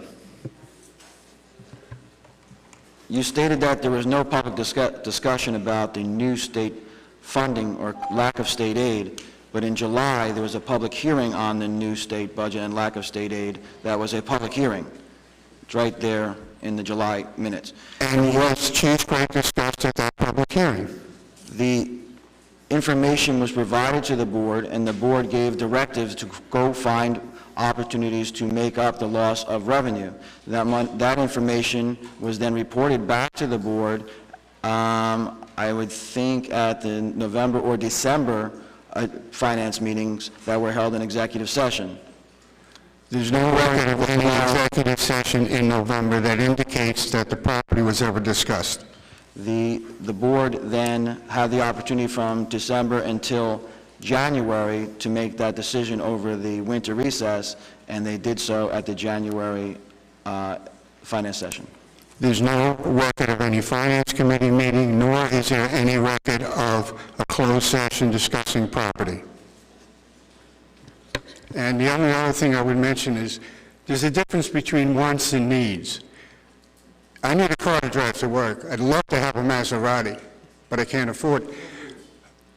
I need to drive a car to work to Jersey City when I was working there before I retired. My want would be I'd love to have a Maserati. It would improve my on-time record. A need is to have a car to drive to Jersey City. I drive a 2-year-old Subaru. I just ask you to keep that broad concept in mind as board members, as administrators. This is a terrible position that circumstances have put this district in, and I realize we certainly are culpable for some part of it. I haven't supported a budget since the 2011 change, because when they raised that cap, the elections before those were simply ones where the 3 people who were up for election went for 0 budget increases, and the people who were going to be in the next year worked hard to get those things down. We've also dropped, since 2004, 15.5% enrollment. Mr. Weber, thank you, and I agree with you. If we could drive a Maserati, we'd have 85 employees still in it. That would be my Maserati. But we don't have that opportunity right now because of state aid cuts. So we're driving less than a Maserati.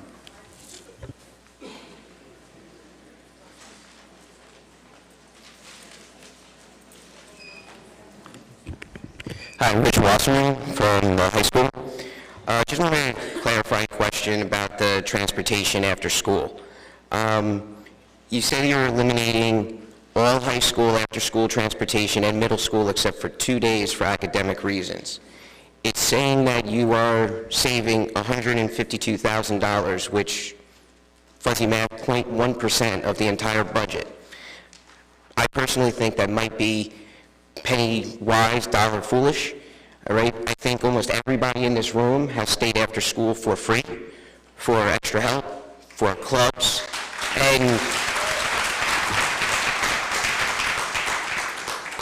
and most of the students who end up using these are the most disaffected students. If they go home, they're going home to empty homes.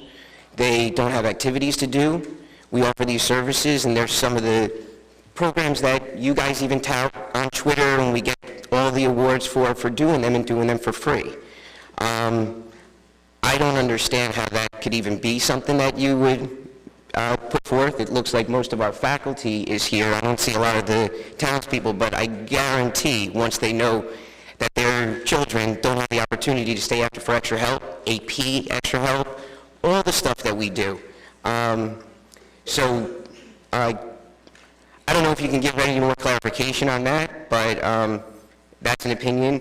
And just to save time, a second question is just the clarification on how the coaching positions are going, because you did not clarify, just it's basically a number about how that's affected. So transportation and coaching positions.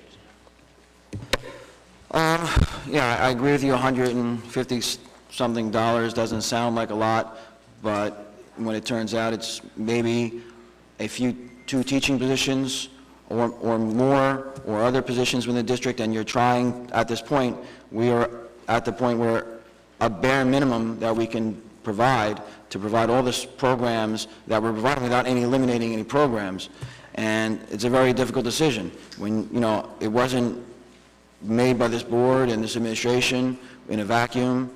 We polled the entire county as to what they're doing. I myself live in a township where I do pay to play in excess of $300 a year for my kids to do activities, and there's still no after-school bus or transportation for any activities at all.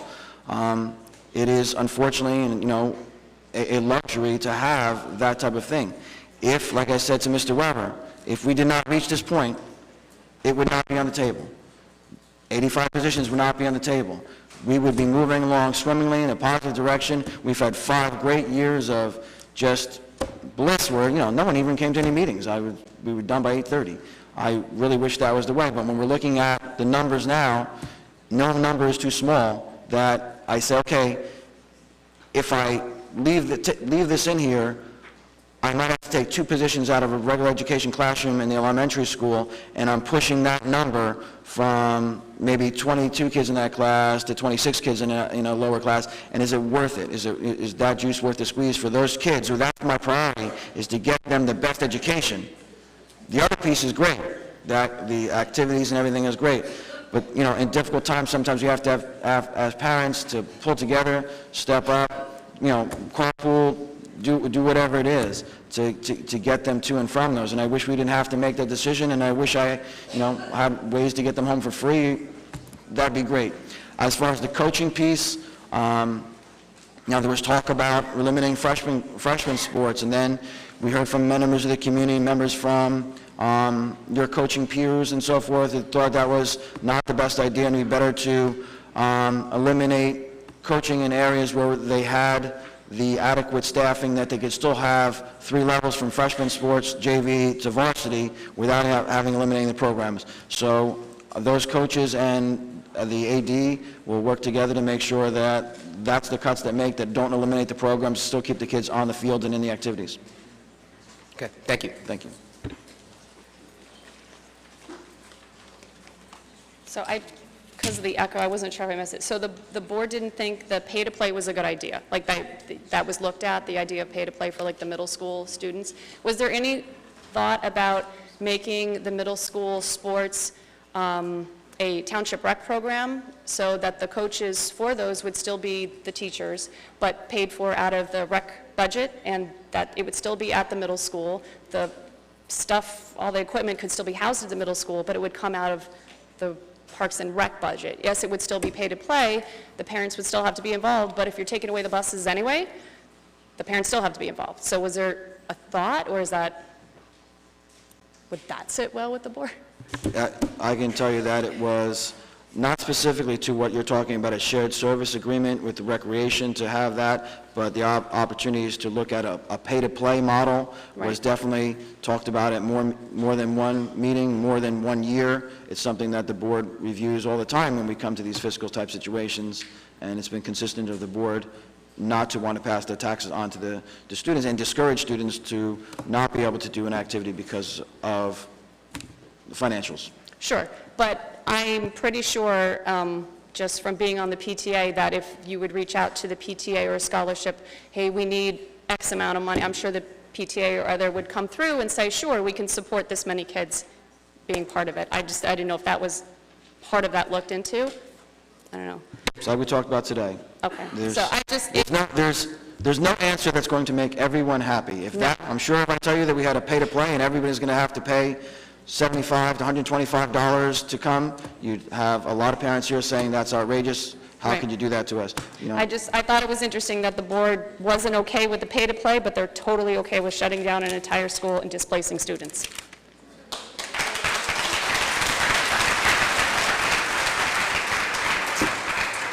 Hi, I'm Christine Keeling. I'm a Cheesecake parent. I'm on the Parent Liaison Committee, so I know Dr. Cedino and Dr. Hooker. I have some questions just about enrollment, in the sense of the two schools that our students are going to be sent to, specifically McDivitt and Memorial, both which have over 400 students currently. And they're getting 75 and 73 students from Cheesecake. That's prior to our kindergarten enrollment. So, which I'm hearing from parents, and it's significant. So we would have a significant number of kindergarten students coming in. So now, we said that we're not going to have overcrowded classes. What is the capacity of Memorial and McDivitt to hold students? How many students can those schools hold? Because you're looking at maybe 500 plus students in those two schools, while you have other schools that have 200 students or 280 students.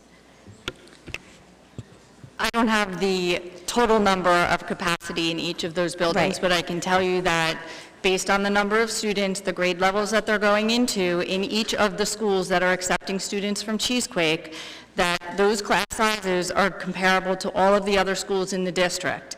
With the new kindergarten students that have registered for Cheesecake School, we have watched those numbers and mapped them out according to the receiving schools to ensure that we have enough sections in each of those buildings.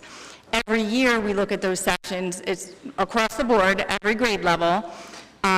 Kindergarten in particular, we never know for sure who's coming in, so we are always, at this point in the year, I'm always looking at, well, I might have to add a section at this school, or I might lose a section at a particular school if the enrollment is low. Right now, we do have one section in a particular school, not one of the receiving schools, that we might have to add a section. Right. Both McDivitt and Memorial will have additional kindergarten classes next year, but as of the numbers and the registrations and where they are coming from, they can accept all of those students, and all of those classes are averaging 22, 23. It does not mean that we won't have a section of 25. It does not mean we won't have, I believe right now we have 2 sections of 26 across the district. Okay. Can I ask you how many, like, let's say at Cheese Creek there are two fifth grades and 3 third grades. How many, say, number of grades would there be at McDivitt and Memorial? Off the top of my head, I don't have a general idea. Like, how many are there now at McDivitt? McDivitt has 3 averaging on each grade level. I think there might be 1 or 2 sections that have 4. So would it be accurate to say that you're probably going to add an additional section, like, say, to those grades? It completely depends on the number of students that are coming in. I'm just saying, because it's 70, I mean, you have 75, you're having 75 and 73. I think even if you split them up over, in order to keep those class sizes, I would think you would have to add an additional class. And I only ask because I'm wondering how the scheduling is going to work for, like, specials and things like that. Are they going to be getting the same education? We want to make sure that the kids are all getting the same education, right? But you have some schools that are going to have classes of 17. There are schools that are going to have very small classes, and then you're going to have classes that are going to be 23, 24, 25. And you're in an area where, yes, maybe, I don't know what the enrollment is in kindergarten, but I'm hearing, for Cheese Creek, but I'm hearing it was, that there might have been 3 classes of kindergarten. So now, we're taking them, we're overburdening, maybe not in the sense of the number of kids in the class, the schools at 500 students possibly at McDivitt and Memorial. You have one administrator who has to now navigate all of that, and then you have other schools that are not. So I'm just saying that is not necessarily comparable at all of those schools, and you might have to redistrict and realign 2-3 years down the road.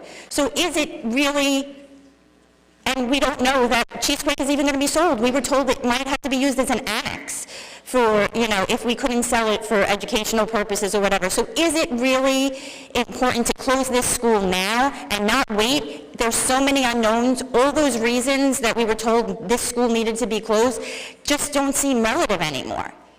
Because we don't have, it's not going to produce any money right now for us to fix this budget problem right now. $750,000, that's it. And it might be used as an annex. You could use any school as an annex. That's it. That's just my...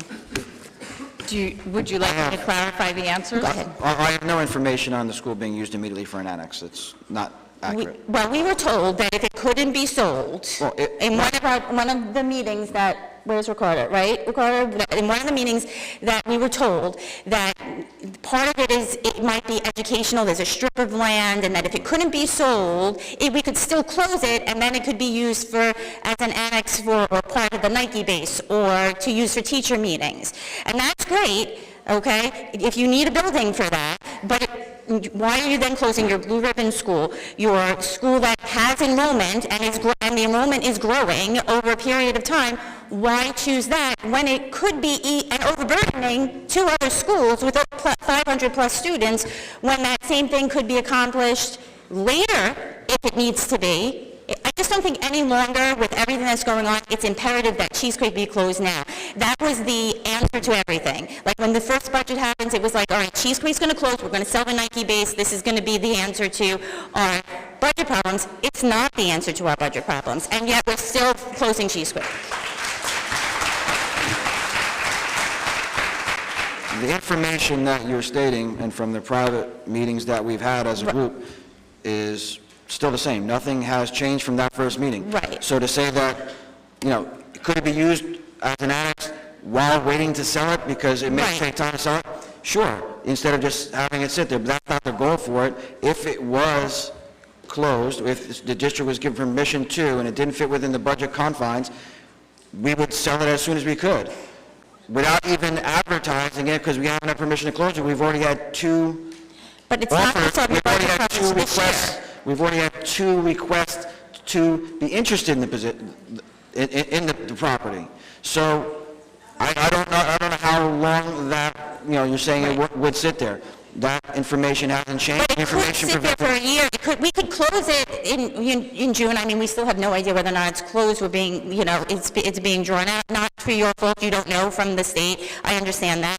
But it could be sitting there for a year. We just don't know. And then you could get the funding. And then we've been penny wise and dollar foolish, because now we have more building going on in town. And we have 2 schools that have 500 students and nowhere for them to go. And we're going to have to realign and disrupt a whole bunch of other kids from their schools. It's just, is this the right answer? Is this the answer, is my question. When there could be, if you look down the line and we look at planning, it could be a problem. You could have, once you put kids at McDivitt and Memorial, they're really at capacity. So now, if you build those, so they're not at capacity. So you have 500 plus students. I just want to clarify the number of students. Okay. If you look this up, just McDivitt for an example, they'll have 4 sections on a grade level, which they have had in the past for many years. They only recently, in the last, I think, 2 years, went down to 3 in several, and they currently have 4 sections on 2 of the grade levels. They will have 19 or 20 students in a class in first grade, approximately 19 students in each second grade, 20 to 21 students in third grade, 22 or 23 in fourth grade, and approximately 25 in fifth grade.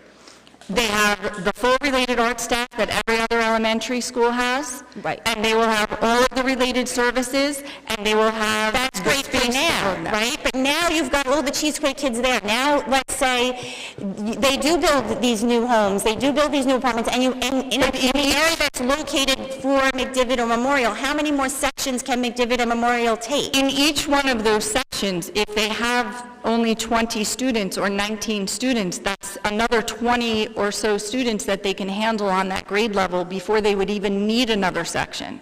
So there is space, and that is what we looked at, and that was why even the developments that were assigned to particular schools, it was looked at by grade level, by breakdown, by, when you ask, well, assuming that because we're having 75 students going to a school that we had to add a section on every grade level, we did not.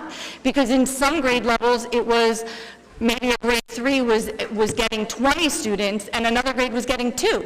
It all depends on where the students are coming from and what their breakdown is. So then, just let me clarify, you're okay with some schools in Old Bridge having 500 plus students and other schools in Old Bridge having 200 students? It's based upon... I'm just saying, because there's one, are you going to have another administrator in there? Had that in the past.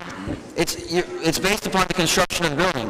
If the building only has 2 classrooms per grade level, And I'm not saying you should close any school. I don't want you to close. What I'm saying is, don't close any school, because there's going to be, if there's new kids that come in, you're not going to have any place to send them.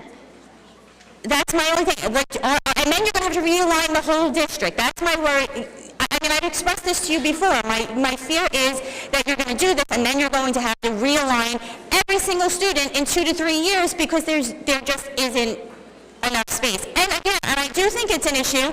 You have an abundance of teachers in one school that's teaching 500 students, right? You're going to have more students. You're going to have one administrator. Maybe you need to consider getting that person some help. That would be my other suggestion. All right. I'm not questioning it in the sense of, I understand that you're in a situation where you have to address budget issues. What I'm saying is that I don't know that this is your solution that isn't going to create problems in the future. Okay, thank you.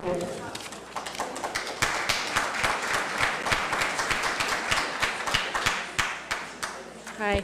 I have a question about the noontime supervisors. I'm not familiar with the older grade levels in the middle and high schoolers, but if we eliminate all of those positions, who will be with the kids during lunchtime?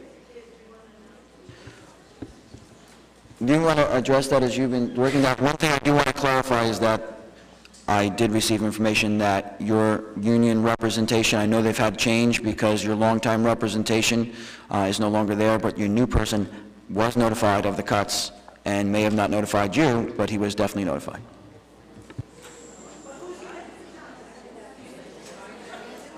I'm sorry, I'm not part of the union, I don't know what that was. We have staff members assigned in some locations, and we will continue, and again, I can't address specific locations of how many people will be in each building, but we have security, we have staff members, we have administrators that will be in those positions. How will that specifically affect the elementary schools? Will they still have the same noontime supervisors? Are you looking at these cuts at the higher grade levels or throughout all ages? I don't want to say specifically what grade level because, again, it's like they said, it's easy math. They haven't had the respect of being notified and talked about individually, so I'm not going to say what grade level, but I assure you at the elementary level, the students' safety will be taken care of during lunchtime. Okay, thank you. I also wanted to speak as to the Cheesequake teachers. I believe there's 2 teachers at our school that are 1 day shy of tenure, and I'm sure that, you have to be fair and consider everybody, but in this circumstance, I think that I would hope that hopefully those 2 professionals could be considered an extenuating circumstance because the Cheesequake family is obviously going through a lot, and the more familiar faces they see, the better. We have 1 male gym teacher. He's phenomenal. He's 1 day shy of tenure, and it would be really sad for, I think, a lot of the kids, especially the young boys, to lose that role model in the school. So I just would hope that would be considered in these cuts. Thank you, Ms. Barton. We will. Thank you. Thank you.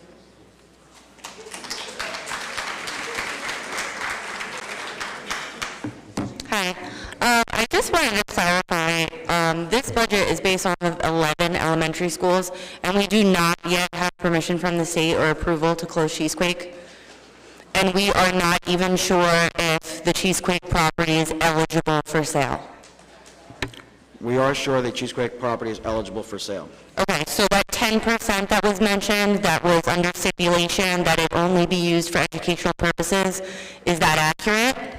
It's not in the main section of the location, so the remaining 90% could be very advertising to someone looking to open commercial property there or any kind of property there, so that 90% is available and still could be sold. If the owner, we still have to work on the other 10% piece, but the 90% is still available for sale, we found out, and it is the majority of the unit in its whole. Okay, thanks. Have any other schools been evaluated? We did, yes. They have? And they're eligible, they're all also eligible for sale? For sale, right. No, not at this time. Okay.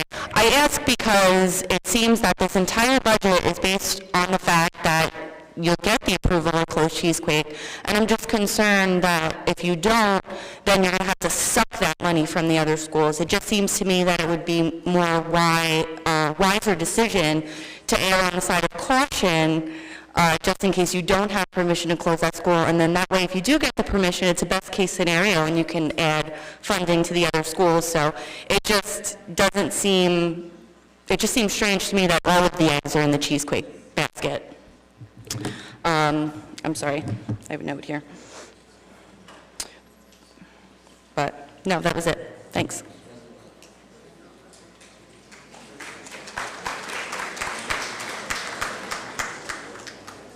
Hi, my name is Purvi Porecha. I'm a parent of a special needs child who's in the first grade LLD class. I just, as a parent... Can you just say where? He's in Voorhees in the LLD. So my son has come a long way since we started with the Voorhees school, and I just wanted to, even though it didn't make the accomplishments, I just wanted to say that as a special needs program, we've come a long way. So Dr. Tui and the parents, and we've worked really hard to, and even though, we're very proud as parents okay, and my son has come a long way, so I as a parent, I'm just, a lot has happened in the last few months, and you guys are probably already done hearing about special needs, but nobody mentioned that how far we've come and how proud we should be as, if you compare. Last month we bought a home in Old Bridge, we moved, and we had a choice in all this stuff, like, do we want to move out of Old Bridge with all this stuff? And we decided to stay because, I still have a lot of faith in our district. So I'm hoping that, you guys continue to keep that in mind, that we parents have a lot of faith in our district, and even though special needs is just 18%, we should be very proud of how well we are doing. We've come a long way. So as a parent, I'm just trying to understand certain very small, they're very minor things, but I want to understand because it makes a big deal to my son. So here it says that 2 central level administrators or admins are going to be cut. I'm just trying to see if at this point or even later on Monday, if you are going to break down as to who all are being let go. If to break it down simple, we have 1 PCBA and 1 behavior analyst. I'm worried, are we cutting any special needs staff? If I'm getting the gist of your question, so will the cuts that are there for certified staff impact special education? Yes. In most cases, situations, not, because a lot of, obviously, the emphasis of this district has been to bring more students back who were at one time being educated outside the district, because one, it has a fiscal savings, two, it's the least restrictive environment to bring them back here. So with that investment, their IEPs of these students that are here kind of drive the services that are provided to them, so we must adhere to those IEPs, so those services will remain in place. And I thank you for the comments about the progress of the district, but it wouldn't be possible without everyone here, so don't direct it at us. Thank you. And then will you be at Monday or whenever we have the final budget, will we be able to see where the cuts are made specifically, in terms of which people are let go? I'm just trying to...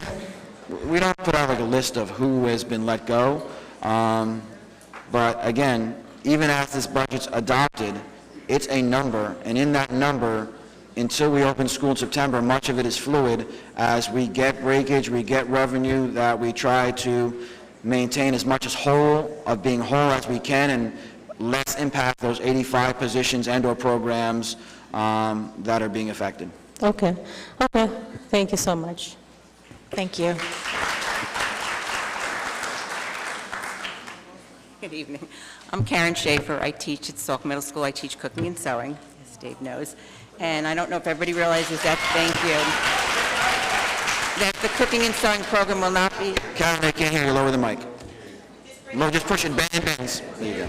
Thank you. Okay. The cooking and sewing program will not be available in the middle school. So it doesn't... I have a job. I'm going to the high school.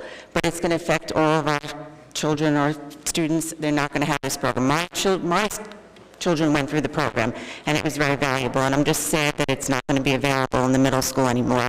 I just wanted to state that my room is not only used for my classes, it's used for special ed kids, for after-school clubs. Breakfast with the principal, Mr. Cittadino, remember those days? So I'm just sad that it won't be there anymore, and I'll see everybody, I guess, at the high school if nothing changes. Thank you. For Ms. Schaefer and Ms. Wallstein, I just want to say that in 2009, there were cuts to programs, librarians, and it was this administration, when we had better fiscal times, that brought those positions back to at least the middle school, have at least a shared librarian there. And where we are today doesn't mean it's forever in that way, so that if there's opportunities to reintroduce that program at the middle school, because we're in a better fiscal place, I would love that. Of course, we'd have our priorities in which things to bring back, but that's something that, to get back to whole, without having to, still being fiscally responsible, that's something I'd love to do. Tim O'Neill, OBA President. As a representative of most of the district's employees, my main concern is the positions that are being cut in the budget proposed tonight. Obviously, we don't want any positions to be cut or reduced, but it appears that 85 will be. Now, our focus is usually on the impact on the students, but I'd like to take just a minute to think about how big that number of 85 is. Realize that these are members of our community who will be out of work. Their livelihoods, their careers significantly impacted by these decisions being made. Some of these employees have been in district for 7 or 8 years and reasonably expected to spend their entire careers here. I'm especially disturbed by the lack of communication throughout this process. And I'm bothered by the fact that people in positions that are being eliminated were told by administration in December, I'll worry and you be awesome. They clearly had every reason to be worried since they're now out of a job. Now, I'm not here to pick a fight or to argue numbers or even to really contest the cuts that are being made tonight. I understand that the budget being presented tonight is almost certainly going to pass, and it's really late in the process to do much about it. I would like to request a change in philosophy moving forward. This public hearing meets the minimum legal requirement for public involvement in the budget process. The public involvement tonight has been great, but the board needs to vote on a budget by midnight. And until this point, stakeholders, including employees and the public, were largely excluded from the process. Other than closing Cheesequake and privatizing the paraprofessionals, nothing was really shared until tonight. There were no opportunities for most stakeholders to make suggestions, ask questions, or discuss possible cuts since the superintendent's forum in January, which focused almost entirely on Cheesequake. The OBAs made suggestions in writing and at the podium, but they were disregarded. The public has at no means sought for input in ways that was any more effective. Admin and the board do not have to answer questions at their public meetings, and unlike tonight, they usually don't. Now, I honestly don't know if the decisions implemented in the budget tonight are the best that they can do for the district under the circumstances. I do know that they're clearly bad for the people who are going to be out of work. And I also know that stakeholders deserve to be more involved in the process. Employees and parents all deserve to have their questions answered before tonight. They deserve to know before tonight what might be cut and have an opportunity to give their input. For example, would parents of athletes rather cut coaches and buses to reduce cost or institute a pay-to-play program to generate revenue? Would parents prefer to shut down the elementary libraries or to reduce other technology usage to cut cost? I don't know the answers to these or other questions, but neither do administration and the board because nobody's had these discussions with the public. Lack of information creates fear, and lack of open discussion creates mistrust. We have seen both of these play out in our district this year, unfortunately. My hope is that the process will be handled differently in the future. The Code of Ethics for School Board Members states, quote, I will help to frame policies and plans only after the board has consulted those who will be affected by them. If cuts have to be made, the people who work in the schools should be asked for suggestions. If tough decisions have to be made about programs, the people whose children will be affected should be allowed to provide input.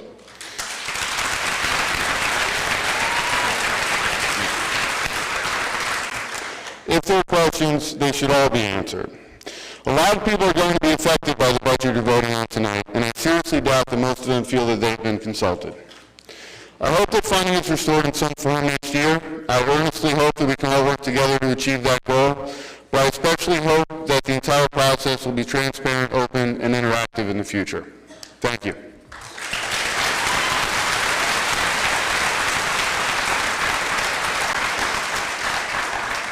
Hi there, still Jennifer Willie. However, I wasn't aware of the changes to the transportation plans before coming tonight, so I hadn't prepared anything. But as I think about it, this is one of the things that is really heartbreaking as a parent, and my phone's been lighting up since I've been here around some of those changes, because when you think about children going home to an empty house because of all of those parents who are working, who are not going to be able to allow their children to be involved in programs anymore. And not only going home to an empty house, and again, a few extra hours of unsupervised YouTube and Fortnite and everything else that goes along with that, but missing out on the amazing impact of being involved in sports and theater and after-school programs and tutoring. So I would implore you, if there's no way to work it within the budget, that you can keep that, to let's get creative about some of these pay-to-play programs, because if I'm doing the math correctly here, at $152,000 savings and approximately 4,900 kids or so in middle school and high school, that comes out to $31 a child for the year to be able to have a late bus and have all of our children in our district not miss out on the incredible programs that happen with after-school activities. So certainly I can open up a new division of my business that focuses on transportation. I don't want to do that. I'd really rather see us find some creative way for $31 a child to be able to keep these kids in the schools, involved in all of the incredible programs that you have. So please, let's get creative together. Thank you.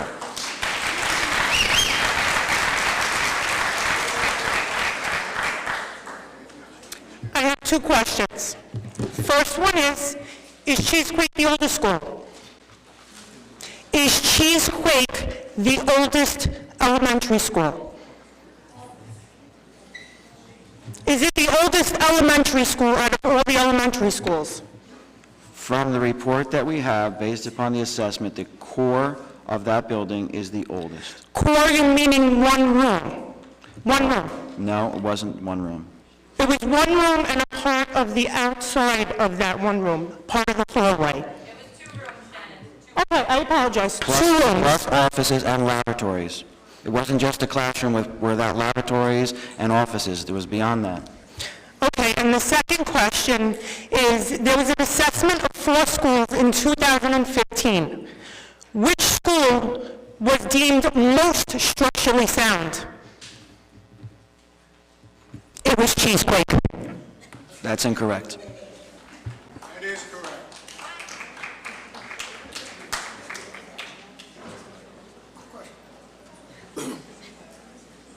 That's good.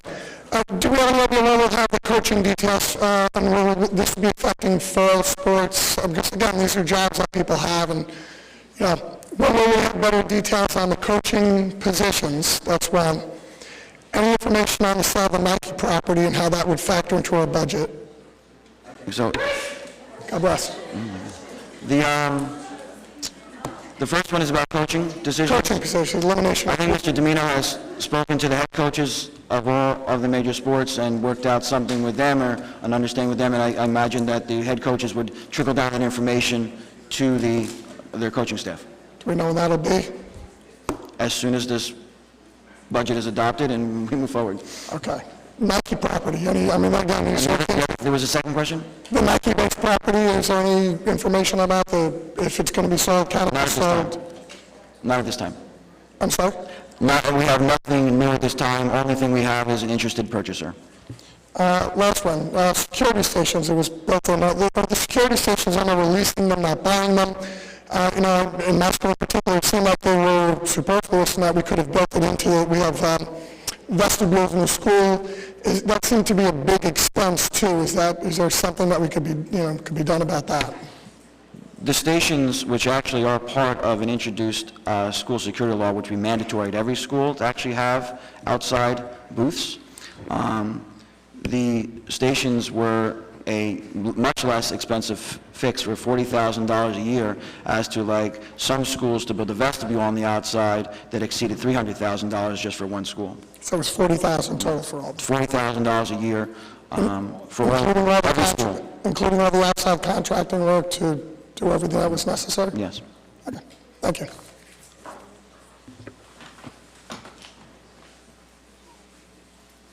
Good evening.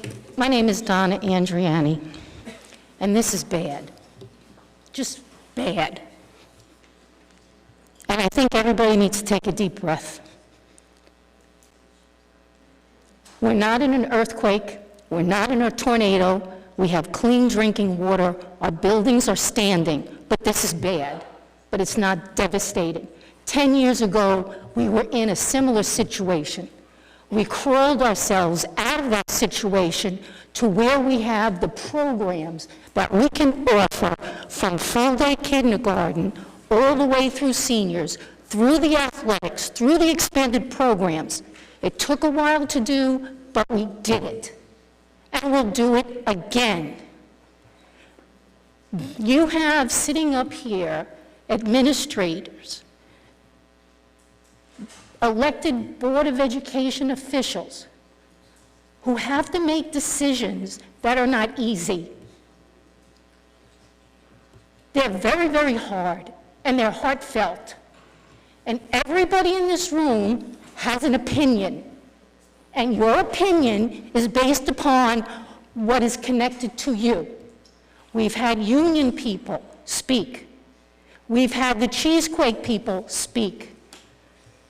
We've had the noon hour supervisors speak. And it's heartbreaking all the way around. And if you think that the people up here you have elected that are making these decisions with a cavalier attitude, you're way out of line. They're hard.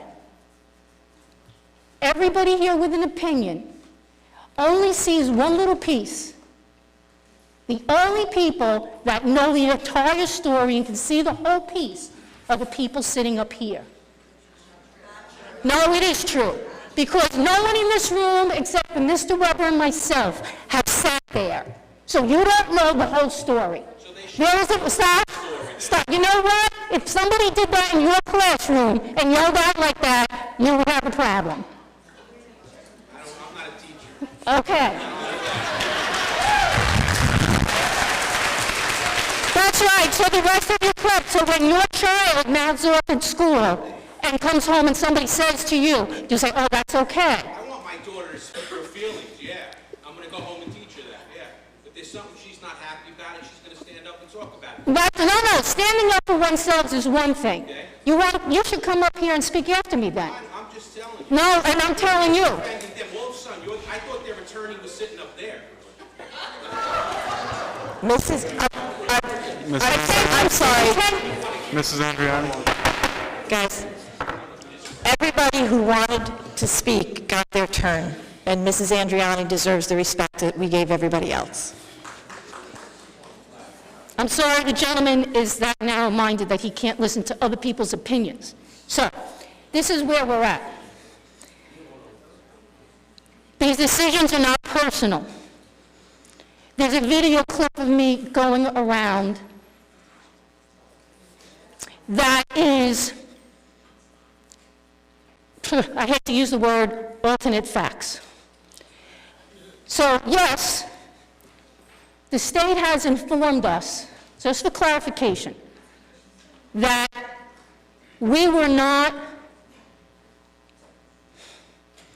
we needed to increase our taxes. And every year at budget time, every single person that sat on the board said, how do we do that? Our taxes are high. So we tried to hold the taxes, and as high as they are, at a minimum. And the state told us, we will give you more state aid if you increase your tax base. And we said no. So we knew eventually that the state was going to reduce the state aid. Reduce. Not destroy, not raid us in the middle of the night. So we find ourselves in a situation that we have to work together. I saw T-shirts out there tonight that said, one district, one voice. I don't know what happened to that. Last year, doing the strategic planning, working with the charter schools to try and keep, everybody was on board together. We have to work together so that we can get ourselves out of this, not continue to point fingers at each other and blame each other, because everybody wants what they want because it's personal to them. And I get it, but so do they. They're getting hate mail, they're getting phone calls, it's not right. If anybody here can do a better job, then you should have somebody from your family or yourselves stand up. Your opinions are valuable, but they're only one small sliver of the entire picture. Now, I don't know how the vote is going tonight. I will assume it'll pass, but I don't know that. But I can tell you that I support the time and the energy and the effort that all of these people have done to try, and by all these people I mean the administration and the Board of Ed members that are up there, to try and do what's right. Mr. Mara is the numbers guy. He's not the guy, you know what, kill the messenger. That's not fair. But we do it. We're human. But they're human too, and I think everybody needs to remember that.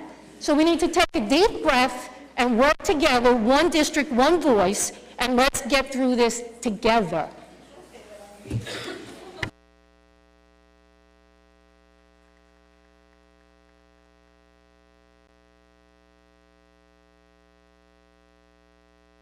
I don't think I used my whole 5 minutes before.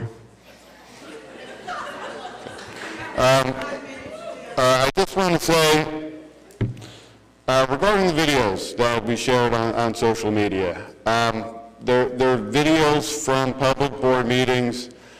We kept the editorials to a minimum. It was done to illustrate a point that was actually just reinforced by Mrs. Andriani about if there was any way to foresee the situation coming. I want to clarify that I did not come here to continue that argument tonight. We've been hashing that out over the past couple months, and between my presentation of facts and the responses that we've gotten from administration and the board, I'm not really interested in going down that avenue anymore. But I'd like to take something that you said about the gentleman in the audience who I don't agree with the way he comported himself, but he made a fair point in response to Mrs. Andriani, who said that he only sees one piece. And most people only see one piece, or a handful of pieces, but we all have a role.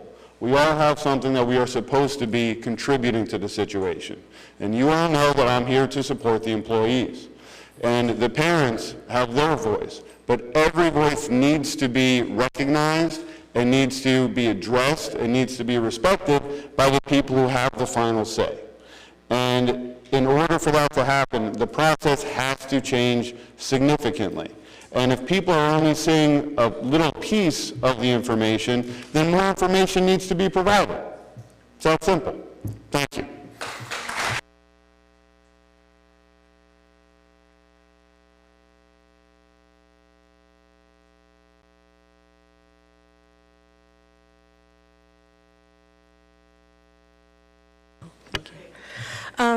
I've been sort of following along with you guys from the beginning at the Senate hearings and all that, and my understanding has been that the ultimate goal with working with legislation is to try to lift that 2% cap and ideally immediately restore us to full funding. Is that something that's still being discussed, or, because I think last we left off, they had said, like, hopefully, but it won't happen until next year, the next school year. So the purpose of that legislation, as we've identified, is the state's math indicates that we are $15 million away from fairly funded, whatever they call it, right? Fully funded. Local fair share. But they're also saying they recognize that at 2%, we can never get to their local fair share that they're penalizing us for. And that's the unintended consequence of it. They stated publicly that you couldn't save for it. They stated publicly you couldn't raise more than 2%. And we're at the point where we're asking them, give us a measure to address what your concern is. If that's your concern, that based upon S2, that was based upon a school funding formula that was never enacted, then give us an opportunity to be where you want us to be, because we'll never get there at 2%, because even our own fixed costs with benefits and everything else exceeds 2%. Right. So we'll never get there. So that's the point of it. You know, and it's not going to be something that's enjoyable by the taxpayer either, but... Well, we're kind of in a bad situation either way as a resident here, to be frank, but that's not your fault. That's really, I think, the fault of whoever enacted this plan. But as it pertains to Cheesequake School in particular, I just don't understand why push forward immediately with something that can't be reversed if in November or sometime next year, Senator Sweeney or the legislation passes, that we can immediately be restored to full funding. So is that something that you have accounted for, or? And like I said before, everything in here is fluid, and if we had a way to recognize $750,000 that would not eliminate the priorities of this budget and the strategic plan, we would do it, but we don't have it. And as we inch closer to things, you know, when everybody's talking about, well, the transparency piece in putting this together, there are things in this budget that 2 months ago were eliminated. But if we put that out that we're eliminating these items, it would have created the panic for all those people, oh my God, but we didn't have to eliminate them because we were able to work through the process. So that's the difficult nature of it. We have a number that's fixed. We work every day to try to put as much as we can into that number that's fixed based upon the revenues and the monies that we have. It's tough decisions, but you know, if we have the ability to find $750,000, which would not impact class size and impact programs, to eliminate them beyond what they are, then we would do that. And I still wish there was holdout hope that we could do that. We're meeting with Commissioner Repollet on the 8th. He wants to meet with us. I didn't ask him to meet with me. He wants to meet with us. And maybe he's got a secret stash somewhere. I don't know. Every night I go to sleep and hope that there's something tomorrow that, you know, will help us. But it's not there yet. I think that's some hope, because I try to see the bigger picture, because yes, my son is a Cheesequake student. Yes, I know wherever he goes next year, he'll be okay, whether that's at Cheesequake or somewhere else. But as a kindergarten parent, new to the district, you look at the bigger picture, and it's pretty terrifying to see cuts being made absolutely everywhere, from high school all the way down to preschool. And I think that people should understand that even though your taxes, you know, may go up, that there may be some hope somewhere that it's not as dire as it looks, or maybe not, I don't know, but it's... I'm going to give you an example of something I spoke to Ms. Pollack about today. There's a law that's already passed that school districts are to contribute to the TPAF pension system. We already have to contribute to the non-certified pension system. If this law is in place, so if the governor and legislature said, even though it's passed, we're not doing it, if we passed tomorrow, we would be on the hook for about $10 million that would come out this year towards the pension.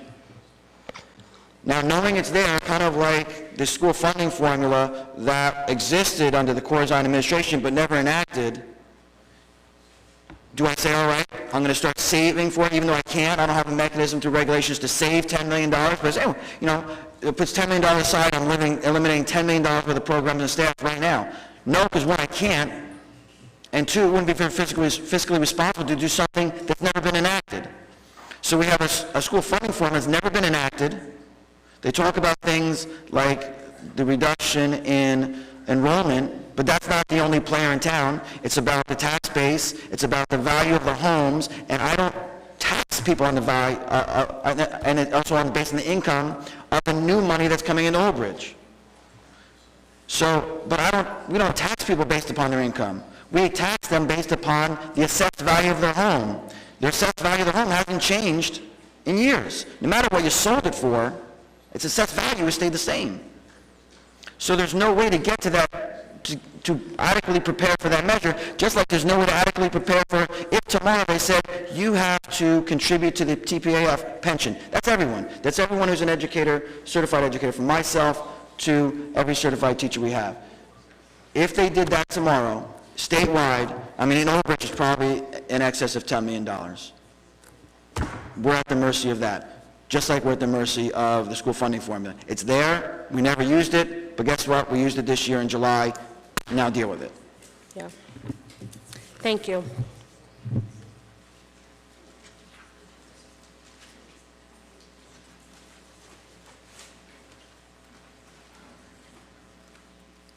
Hello, my name is Teresa Burns. I just wanted to address the memorial was brought up earlier.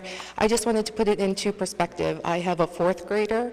There are 2 fourth grade classes, and the fifth grade has 4 classes. So you're looking at half of a fourth grade class going into fifth grade next year. So Memorial does have the room. We are very much looking forward to Cheesequake students coming and helping us also be a Blue Ribbon school.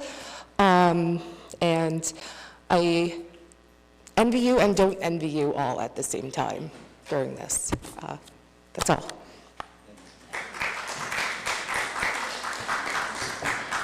Okay, I think we're not. Okay. All right, this will be the last one. Thank you.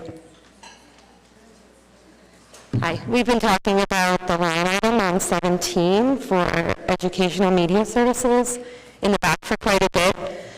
And I'm also speaking on behalf of librarians, and I know that the idea was brought up, but I don't think it was answered, about the cost in 2018 to 19 was $675,000, but you're going to reduce that by 80% by firing 4 or letting go 4 positions. So how is it only a 20% change?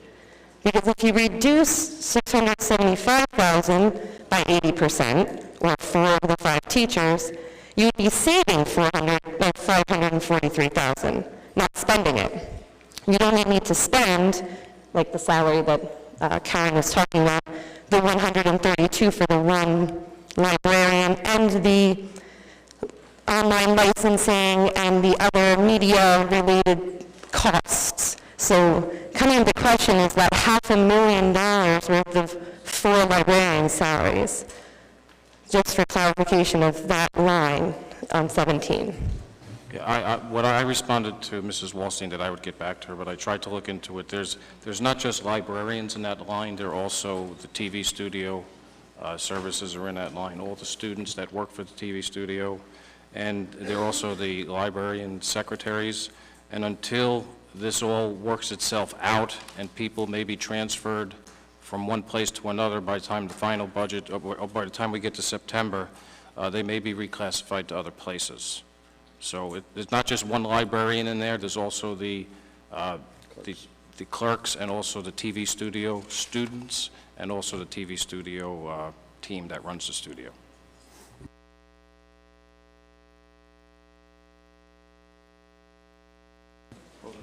Okay, we're going to close this portion of the meeting.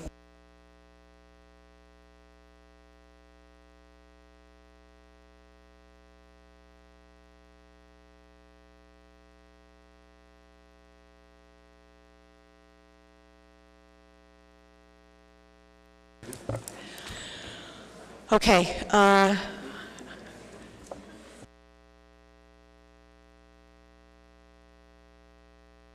Okay, I'm sorry. I need a motion on item 9.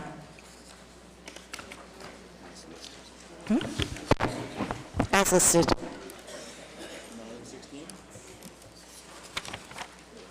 What?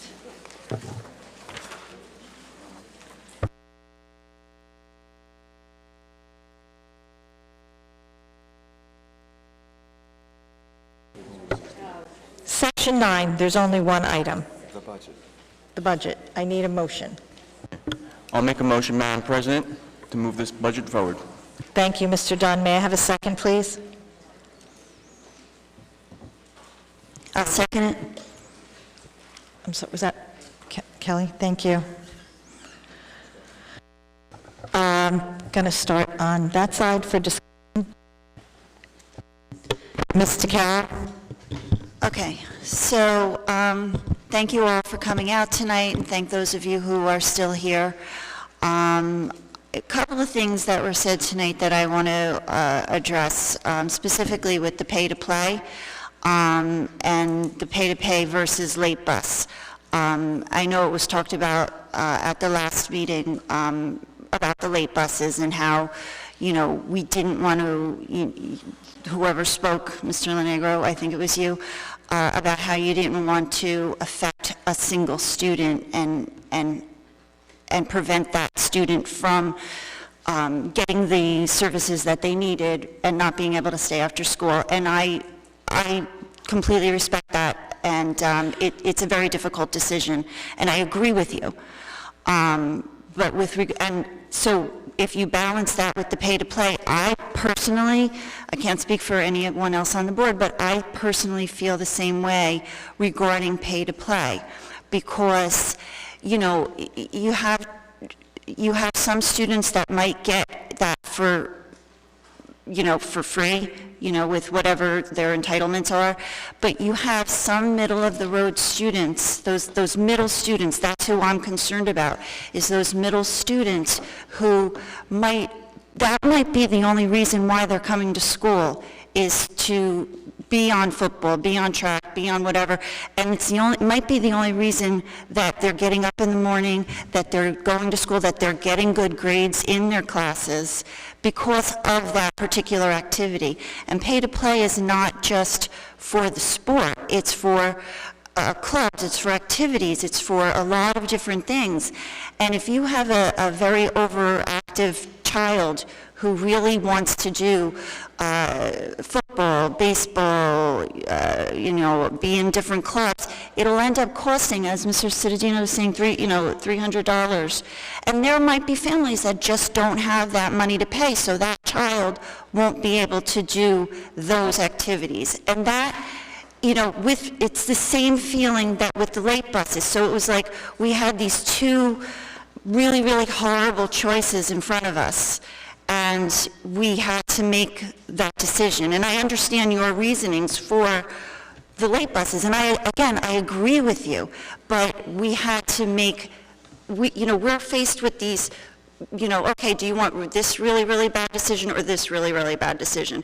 And we go back and forth, and then that decision gets made, and then we have another thing where we have to say, okay, let's take these two really, really bad decisions and figure out which one we have to decide to do.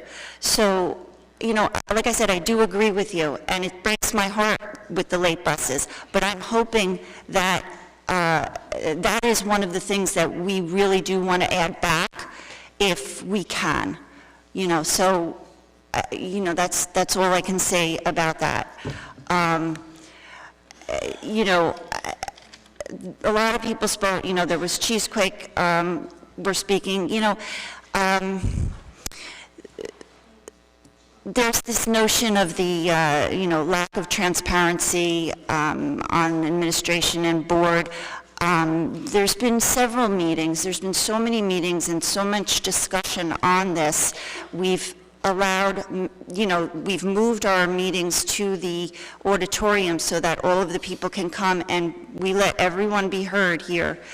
And your voices are heard and they're appreciated. And if I wasn't on the Board of Ed, I would probably be sitting in the audience as well, speaking for my cause that I, that I wanted to save or whatever.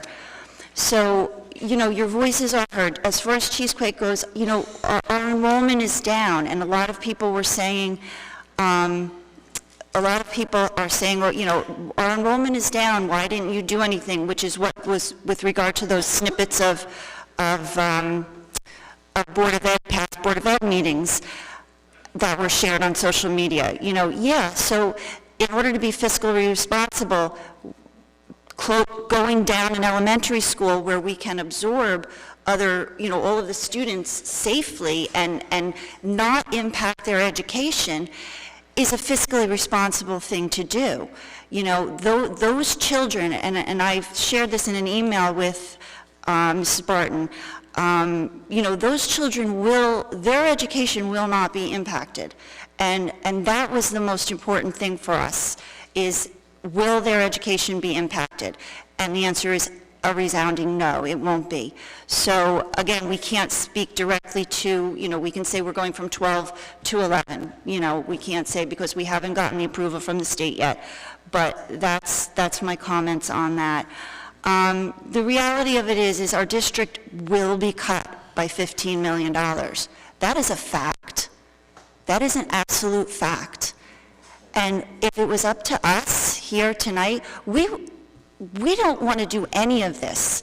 We are in the worst possible situation. We don't want any of this. This is not why I signed up for this. I mean, I signed up to, enhance the quality of the education. I certainly didn't come on the board to slash people's jobs and anything like that. It's the most devastating thing to have to be in a position to make these decisions. But, you know, no one could have planned for this, and, you know, you might not agree with this, but we are doing the best that we can with the situation that we are handed. And I appreciate everyone that came out tonight to speak. And, you know, I'm just sorry for this whole situation. It's horrible. And I just don't even know what to say. It's just a horrible situation.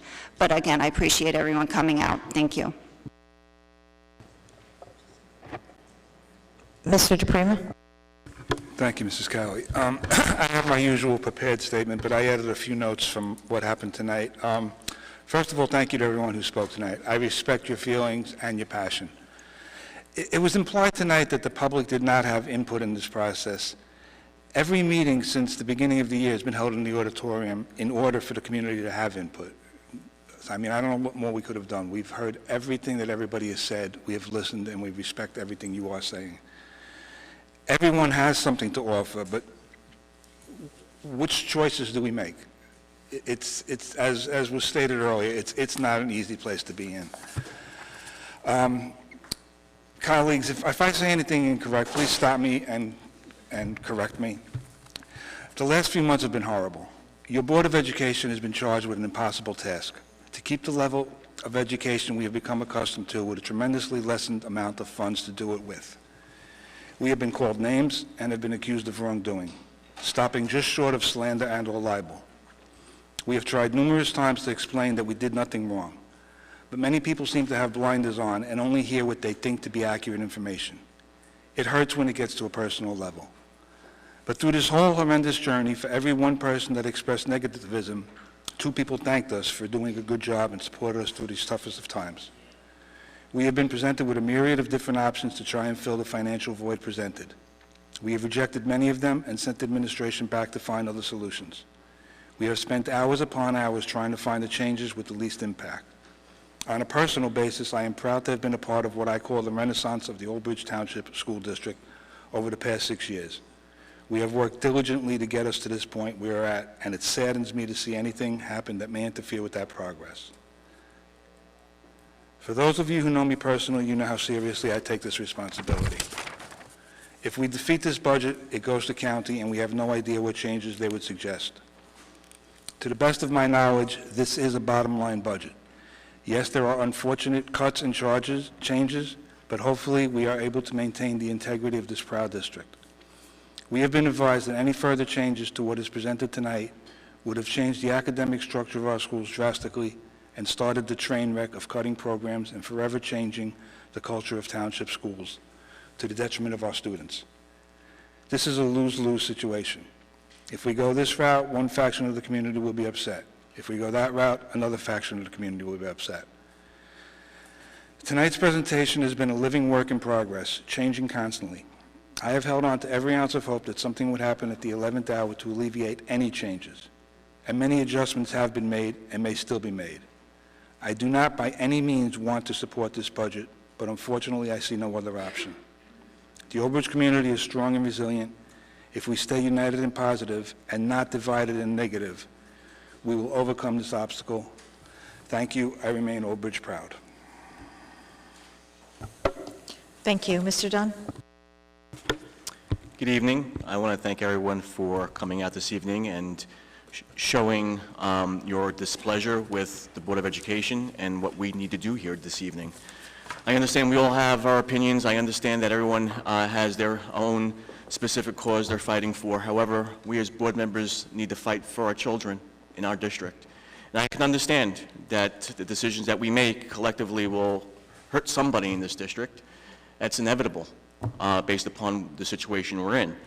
You know, I'm going to be talking from the heart. I don't have a prepared statement because I don't like prepared statements. I want to be transparent, and I may get myself censored here by the board this evening by giving you some insight on our discussions. And if I do get censored, well, that's the situation that I'll have to deal with.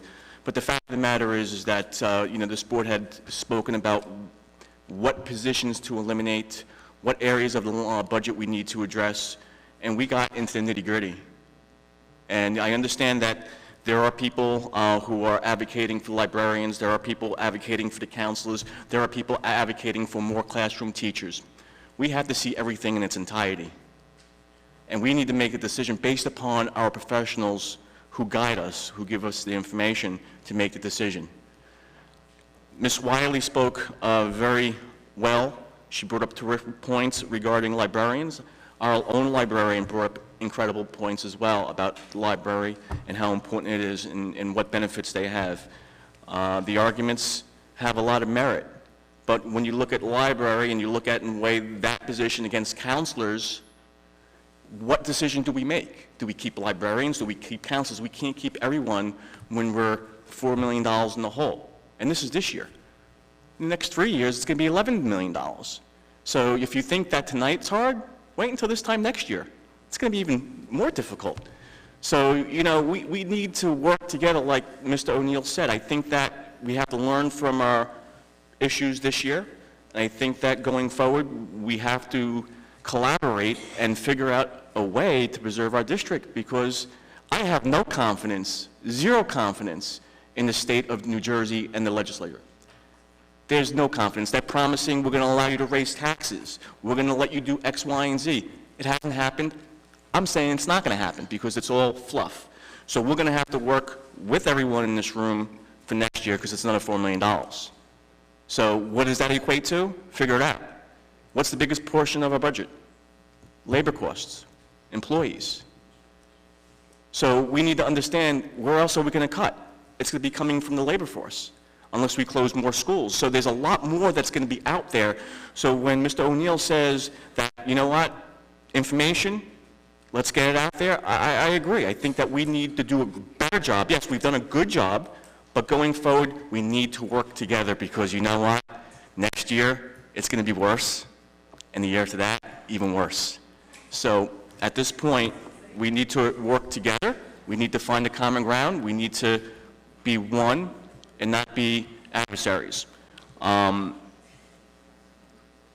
There's a lot of discussion that happens behind the scenes which you're not privy to. There's information that we know which we can't share. There's a lot of things that are going on, and we need to make our best decision based upon the information we're given by our administrators. We say yes or we say no.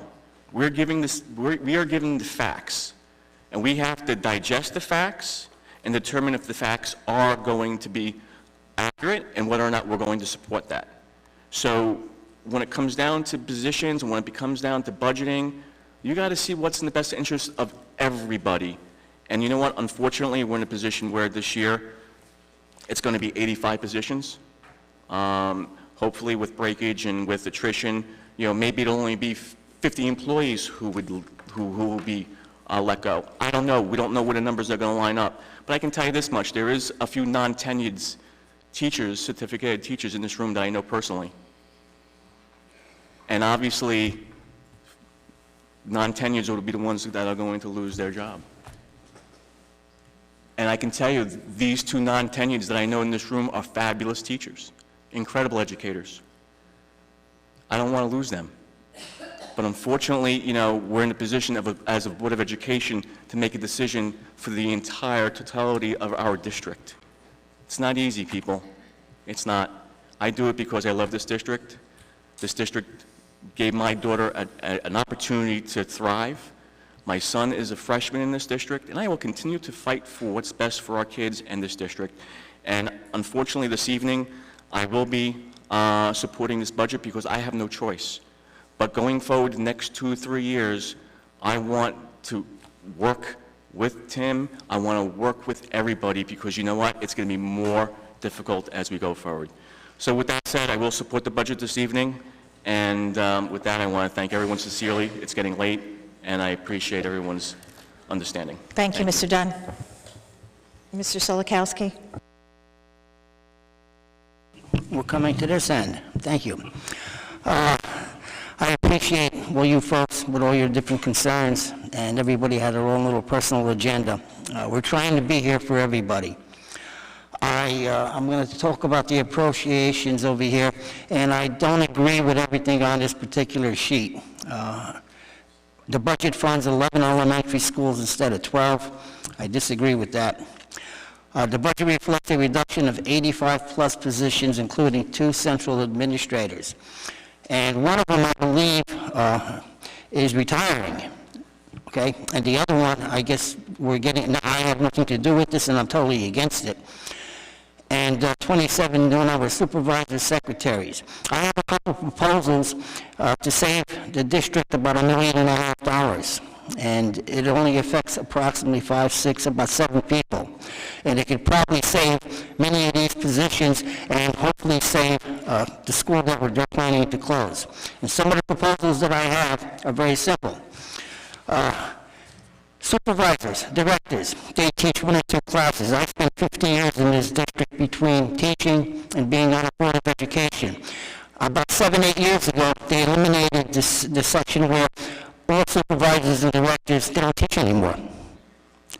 All of the people, years ago, you can ask Mr. Reed, he's going to probably talk next, they all had 1 or 2 periods in the morning, and the rest of the day they did what they had to with the departments. Without savings, we can probably save in the area of around probably $200,000, maybe $250,000. The other proposal I have is we do need guidance counselors at the elementary level. But if I look at the enrollment in some of these schools, and there's a lot of them in the 200 figure, and a lot of them in the 300 and 400. The ones with the 200 are Carpenter, Chief Quake, Cooper, Grimson, Madison Park, Sherrod, Shepherd. I don't think we need a full-time counselor in those buildings. Possibly somebody just going between the 2 buildings. So my proposal is to approximately cut approximately 5 counselors, which is a savings of about $500,000. Another proposal I have is cut 2 supervisors. Being here so many years, in the last 4 or 5 years, they appointed a couple of supervisors. These positions were never here. As far as I'm concerned, I need the teachers, and I have the kids. Everything else I have to look at. And a lot of these people that aren't directly related to the kids are doing any work like that. I think we can do without these particular positions. That's a savings of approximately, that's a savings of around $300,000 to $400,000. You're talking about $1.2 million to $1,300,000 in savings. That would save the closing of the school and save a lot of these positions that are here. That's just a couple of the things that I want to talk about. Another one is, where are we going now? Okay, I'm looking at this pie over here, you know, how much money basically goes into our programs, the teachers and everything else, which is approximately around 51 or 52%. It's very small print, and I can't see that well. And I see the administration at 6.11. I'd like to see that cut to about 5.5. Which is about another maybe $1 million to $1.5 million, okay? And basically, that's all I have to say. I appreciate all of you coming, but they probably won't accept my proposals. Thank you.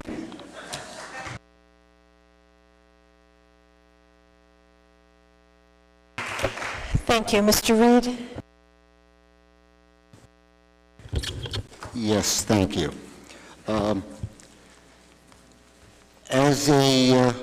What I can say is that as a board, we have really worked well with administration over the last few months to try to come to some type of decision on how the budget would be cut this year. And although we went over many options, and as Jill DeCaro just said, one of them was, you know, this courtesy busing or pay-to-play busing. This is one of the things that I disagree with. We don't have the pay-to-play, but I think that this type of busing, the after-school busing, is very important, as several people said at the podium. It's important for students in many different ways, and it gives them the option of staying here and furthering either something that they enjoy doing or some after-school activity. So that's one of the things I kind of disagree with here. I did not see, I did originally vote to have Cheesequake as a school that we were going to close. And now my biggest problem is twofold. One is that we don't know whether the state's going to approve it or not. And secondly, something that was brought up at the last meeting, which is that as we get more and more students into the district, and I'm from South Old Bridge, and I know in South Old Bridge there's quite a bit of building going on. So over the next couple of years, we close the school down, and then we may need to open it up again. I know that we did that many years ago with Miller School. It was closed down, it was used by the county, and eventually we had to open it up again. So with these two things, okay, one of the things also is that as a board, and I can say it consistently across this table, number one in focus is, of course, the students. Number two, I think that the programs that we provide, and we've added many programs to the things that we provide for our students, those are very important to try to keep. So these are some of the things, but also it's very important to have employees that want to do their job and are happy at what they're doing. So there's three folds there that I'm looking at. So at this point, I know that we're going to have to be cutting jobs. It's just a reality. And when I first ran for the board, I didn't know whether I'd have to make these type of decisions. I knew I'd have to if they came to be. But, given the cards we were handed, these are the things that are there now. So we have to, as a board, we are trying to make those things, I can't say as painless as anything because they're not painless, but to do them in a very rational way. Tonight, I am not going to vote for the budget. I'm going to vote against the budget because I have still some things that are not clear in my mind as to, where we have to go. So I just wanted to say that I won't be voting for the budget tonight for that reason.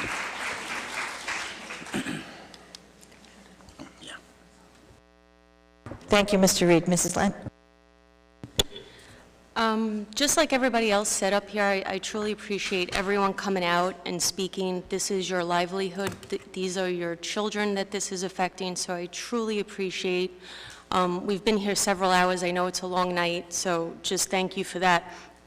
My mom is actually a noon hours supervisor, and she called me yesterday and we discussed this, and she felt bad coming out tonight. And I told her, I said, this is your livelihood, come and defend it. And I wanted to hear from every single person that this is affecting. And I'm glad we had a great turnout, and I'm glad people got up to speak, and I really appreciate that. Every program is important. Every job is important. We value everything. We value everyone and every program. And this is not easy for any of us up here. None of us has taken this lightly. We go home, think about it. We think all day about it. It isn't easy just to say yes or no right now. And I want you all to realize that we did put a lot of time and a lot of effort into thinking about this. And I really wish we had the magic answer. It's just we're down a lot of money. And in any household, when you're down money, you have to make cuts to survive. And it may not always be the best for everyone, but we're trying our hardest. And I just want everyone to realize that, and I appreciate all of you, and thank you for coming. Thank you, Mrs. Lent. Ms. Ellis Foster. Thank you. I will try to keep this brief. Again, I do thank everyone for coming out. We have talked about a lot of ideas, and this won't be the end of it. I think Mr. Silikowski brought up some ideas. We did discuss many of them. I will share one of my educations over this last several months, specifically because it was brought up several times of our guidance counselors. I have to say, I'll be honest, in the beginning when we were talking about it, looking just at the numbers, I said, well, gee, there's 12 schools, maybe they can share them. Then I learned more, because everything, there's the surface and then there's underneath it. I now like to call them, they're not guidance counselors at the elementary school, they're school counselors.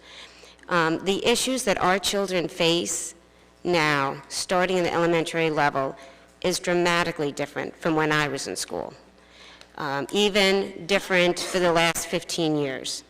The struggles they face, the mental health issues they face, needs to be addressed in our schools. We need school counselors in every elementary school. So, that is part of the process of understanding what do they do in that school. What do they do? Everyone has an important role in this district. So we do not take lightly the need to reduce staff. Everyone is important to somebody's child. Everybody contributes something to this district. But, as we've said, we have a finite number of dollars. So I wish I could line item this budget and vote for the things that I think I would like to keep and the things that I would like to say okay, but we can't do that. It would be the popular thing to say, I just want to keep everything. People write swell things about me maybe on social media, but we have this finite number. So we did the best. We do have options to the administration if money does become available, of prioritization of things that we can do. So we will continue to do that.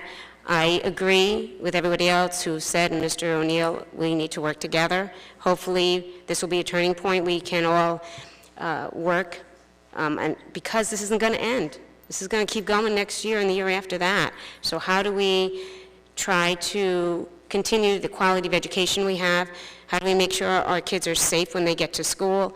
And how do we still offer all of the other extracurricular activities that are just as important to their development? So this is the first budget that I'm voting yes for that I do with an extremely heavy heart. So thank you. Thank you. I don't want to keep you here much longer, and I don't want to repeat what most of my colleagues have said, but I do want to echo what Ms. Ellis Foster said about the counselors. I, too, was all for 12 elementary schools. You could do with 6 counselors, cut them in half. But I got quite an education on what our counselors are responsible for every day, and it comes down to a matter of times have changed. Even in the short time since my girls have been in school, you didn't hear every other day the different problems that unfortunately some of our students are faced with. We didn't need a security guard in every school. You didn't think about it. Just this week, I've heard of 2 incidences, one at a university, and one of my friends didn't send her daughters to school in, I think it was Piscataway or Parsippany. Luckily, that attempt was foiled. But times have changed, and that's not something that I'm willing to cut. Kind of going out of order here, I want to thank everybody for coming. I respect your opinion. I applaud you for coming out and spending a very long evening here. And standing up for what you believe in, because that's, listen, that's what our country is all about. No one is happy about this. No one. Unfortunately, this is the cards we've been dealt, and we have to play the hand. And we've spent many, many hours and sleepless nights going over this and where to make cuts. Nobody wants to cut anything. Nobody wants to cut anybody. But the money's not there, and we had to make the decisions overall that would least affect the students, because that's our job. That's why you elected us. And believe me, when you elected us, none of us imagined we would be faced with this. We are, at least I am, going to be speaking with administration and my vice president to start next year a strategic planning committee, to start that back up again, possibly in the beginning of the year.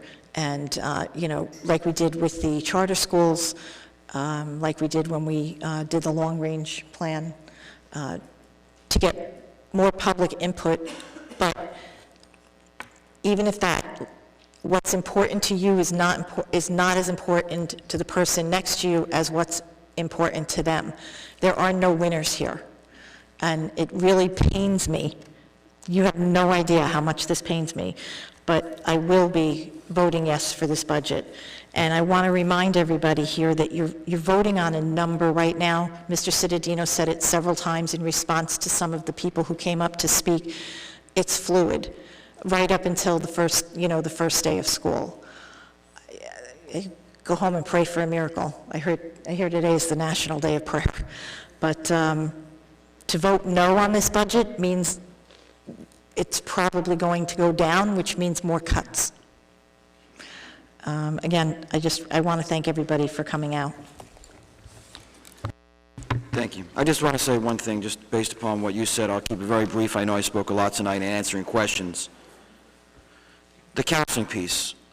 I can't let this go. I know I hear from people who aren't in schools, haven't been in schools in a long time. Just to give you a snapshot, in the past 30 days, and this just comes across my desk, so there's countless things that our counselors do that doesn't come across my desk, but in the past 30 days in or around elementary schools, we've had 2 separate children who have been sexually penetrated by members of their family.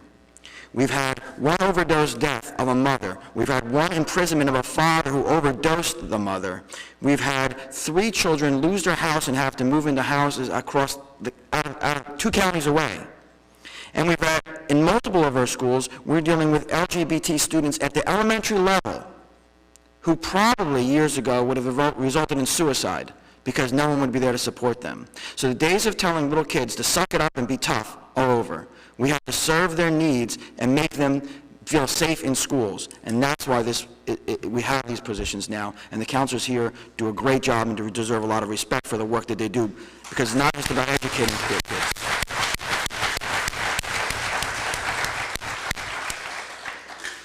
Lastly, just like Ms. Callie said, and it speaks to what we know and what we don't know. I want you to understand, because I've seen people in red shirts clapping when someone says, I'm not voting no for the budget. This budget is at its maximum, and it releases 85 positions. Voting no for the budget means cutting more positions and programs. That's all it's about right now, is a number. It's not what's in the budget. We can have conversations about that, but if you vote no for this budget, you're cutting more programs and more staff, because the money's got to come down. It's at its maximum it can be now. If you vote no, we've got to take more money away.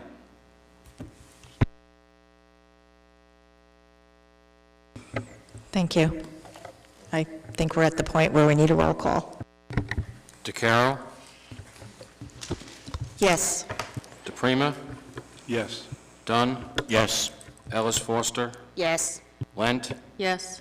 Reed? No. Silikowski? No, thank you, Mr. Reed. Callie? Yes. The 2019-20 budget passes.